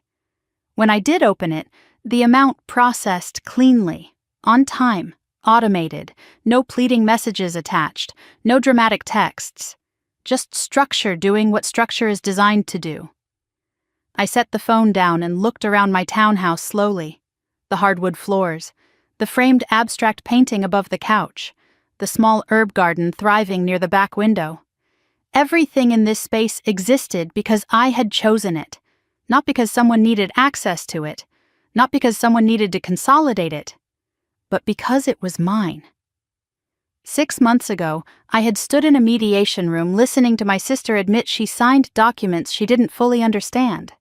A year ago, I had stood in my own condo holding 67 pages of transaction records while my family accused me of overreacting. 18 months ago, I said yes because I thought helping meant proving love. Now I understand something different. Helping without boundary is not love. It's surrender. I walked into my office and unlocked the cabinet. The case file still sat on the top shelf. I took it down carefully and opened it for the first time in weeks. The highlighted numbers, the crypto routing logs, the acknowledgement paragraph in the settlement agreement. Respondents acknowledged that funds were accessed and utilized beyond agreed permissions. It wasn't dramatic language. It didn't need to be. It was permanent. I closed the file and placed it back in the cabinet. Then I changed the lock code, not because I expected anyone to break in. Because I could. Control feels different when it's chosen, not reclaimed. Victoria came over that afternoon without calling first. She stood on the porch holding a small potted plant. "For the backyard," she said. I stepped aside and let her in. She walked through the living room slowly, like she always did now, not as someone measuring what she could take, but as someone appreciating what exists. You look lighter, she said. I am, I replied. She set the plant on the kitchen counter. I made my last independent credit payment today, she said quietly. Good. I never thought I'd say this, she added, but the structure saved me. I studied her. In what way? It forced me to see it, she said. All of it, the way I justified it, the way I let someone else steer. She wasn't crying, she wasn't dramatic, she was clear. I thought you were being cruel, she continued, when you locked everything. I wasn't. I know. She looked around the room. I thought stability meant being attached to someone with more, she said. Now I think it means being accountable for what's yours. That's closer, I replied. She smiled faintly. I don't need access, she said again. I just need honesty. And you have that, I said. When she left, the house felt exactly as it had before she arrived. Not shaken, not tense, just steady. Later that evening, I walked into the backyard and planted the small pot near the fence. The soil was cool, the air was quiet. I pressed the earth down firmly around the roots and stood up slowly. I thought about the day I locked all my accounts. How extreme it had felt. How final. How terrifying it seemed to choose documentation over emotional harmony. But harmony built on silence isn't harmony. It's imbalance waiting to collapse. They thought I wouldn't fight. They thought stability meant silence. They thought that because I was disciplined, I would also be compliant. They confused calm with weakness. They confused love with access. They confused family with entitlement. What I learned at 32 is simpler than any court filing. Family is not unlimited access. Love is not financial permission. Trust requires boundaries. And independence is not cruelty. It is clarity. When I walk through my house now, I don't feel like I reclaimed something stolen. I feel like I defined something that had never been properly defined before. My accounts are secure. My home is in my name alone. My relationship with my sister exists without shared passwords or hidden drafts. The case file remains locked, not because I'm waiting to use it, but because I respect what it represents: evidence, consequence, growth. If you've ever felt pressured to sacrifice your stability for someone else's comfort, I want you to think about this for a moment. What would you have done the day the transfers crossed the line? Would you have locked the account sooner? Would you have confronted them privately? Would you have walked away entirely? Tell me. Because these conversations matter more than we admit. They matter for daughters who are called selfish for protecting their savings, for sisters told they're cold for setting limits, for mothers who feel guilty for removing access from adult children. If this story resonates with you, stay with me. There are more conversations to have, more truths to unpack, more stories about family, manipulation, boundaries, and the quiet kind of revenge that doesn't destroy. It restores. Subscribe if you believe protecting your peace is not betrayal.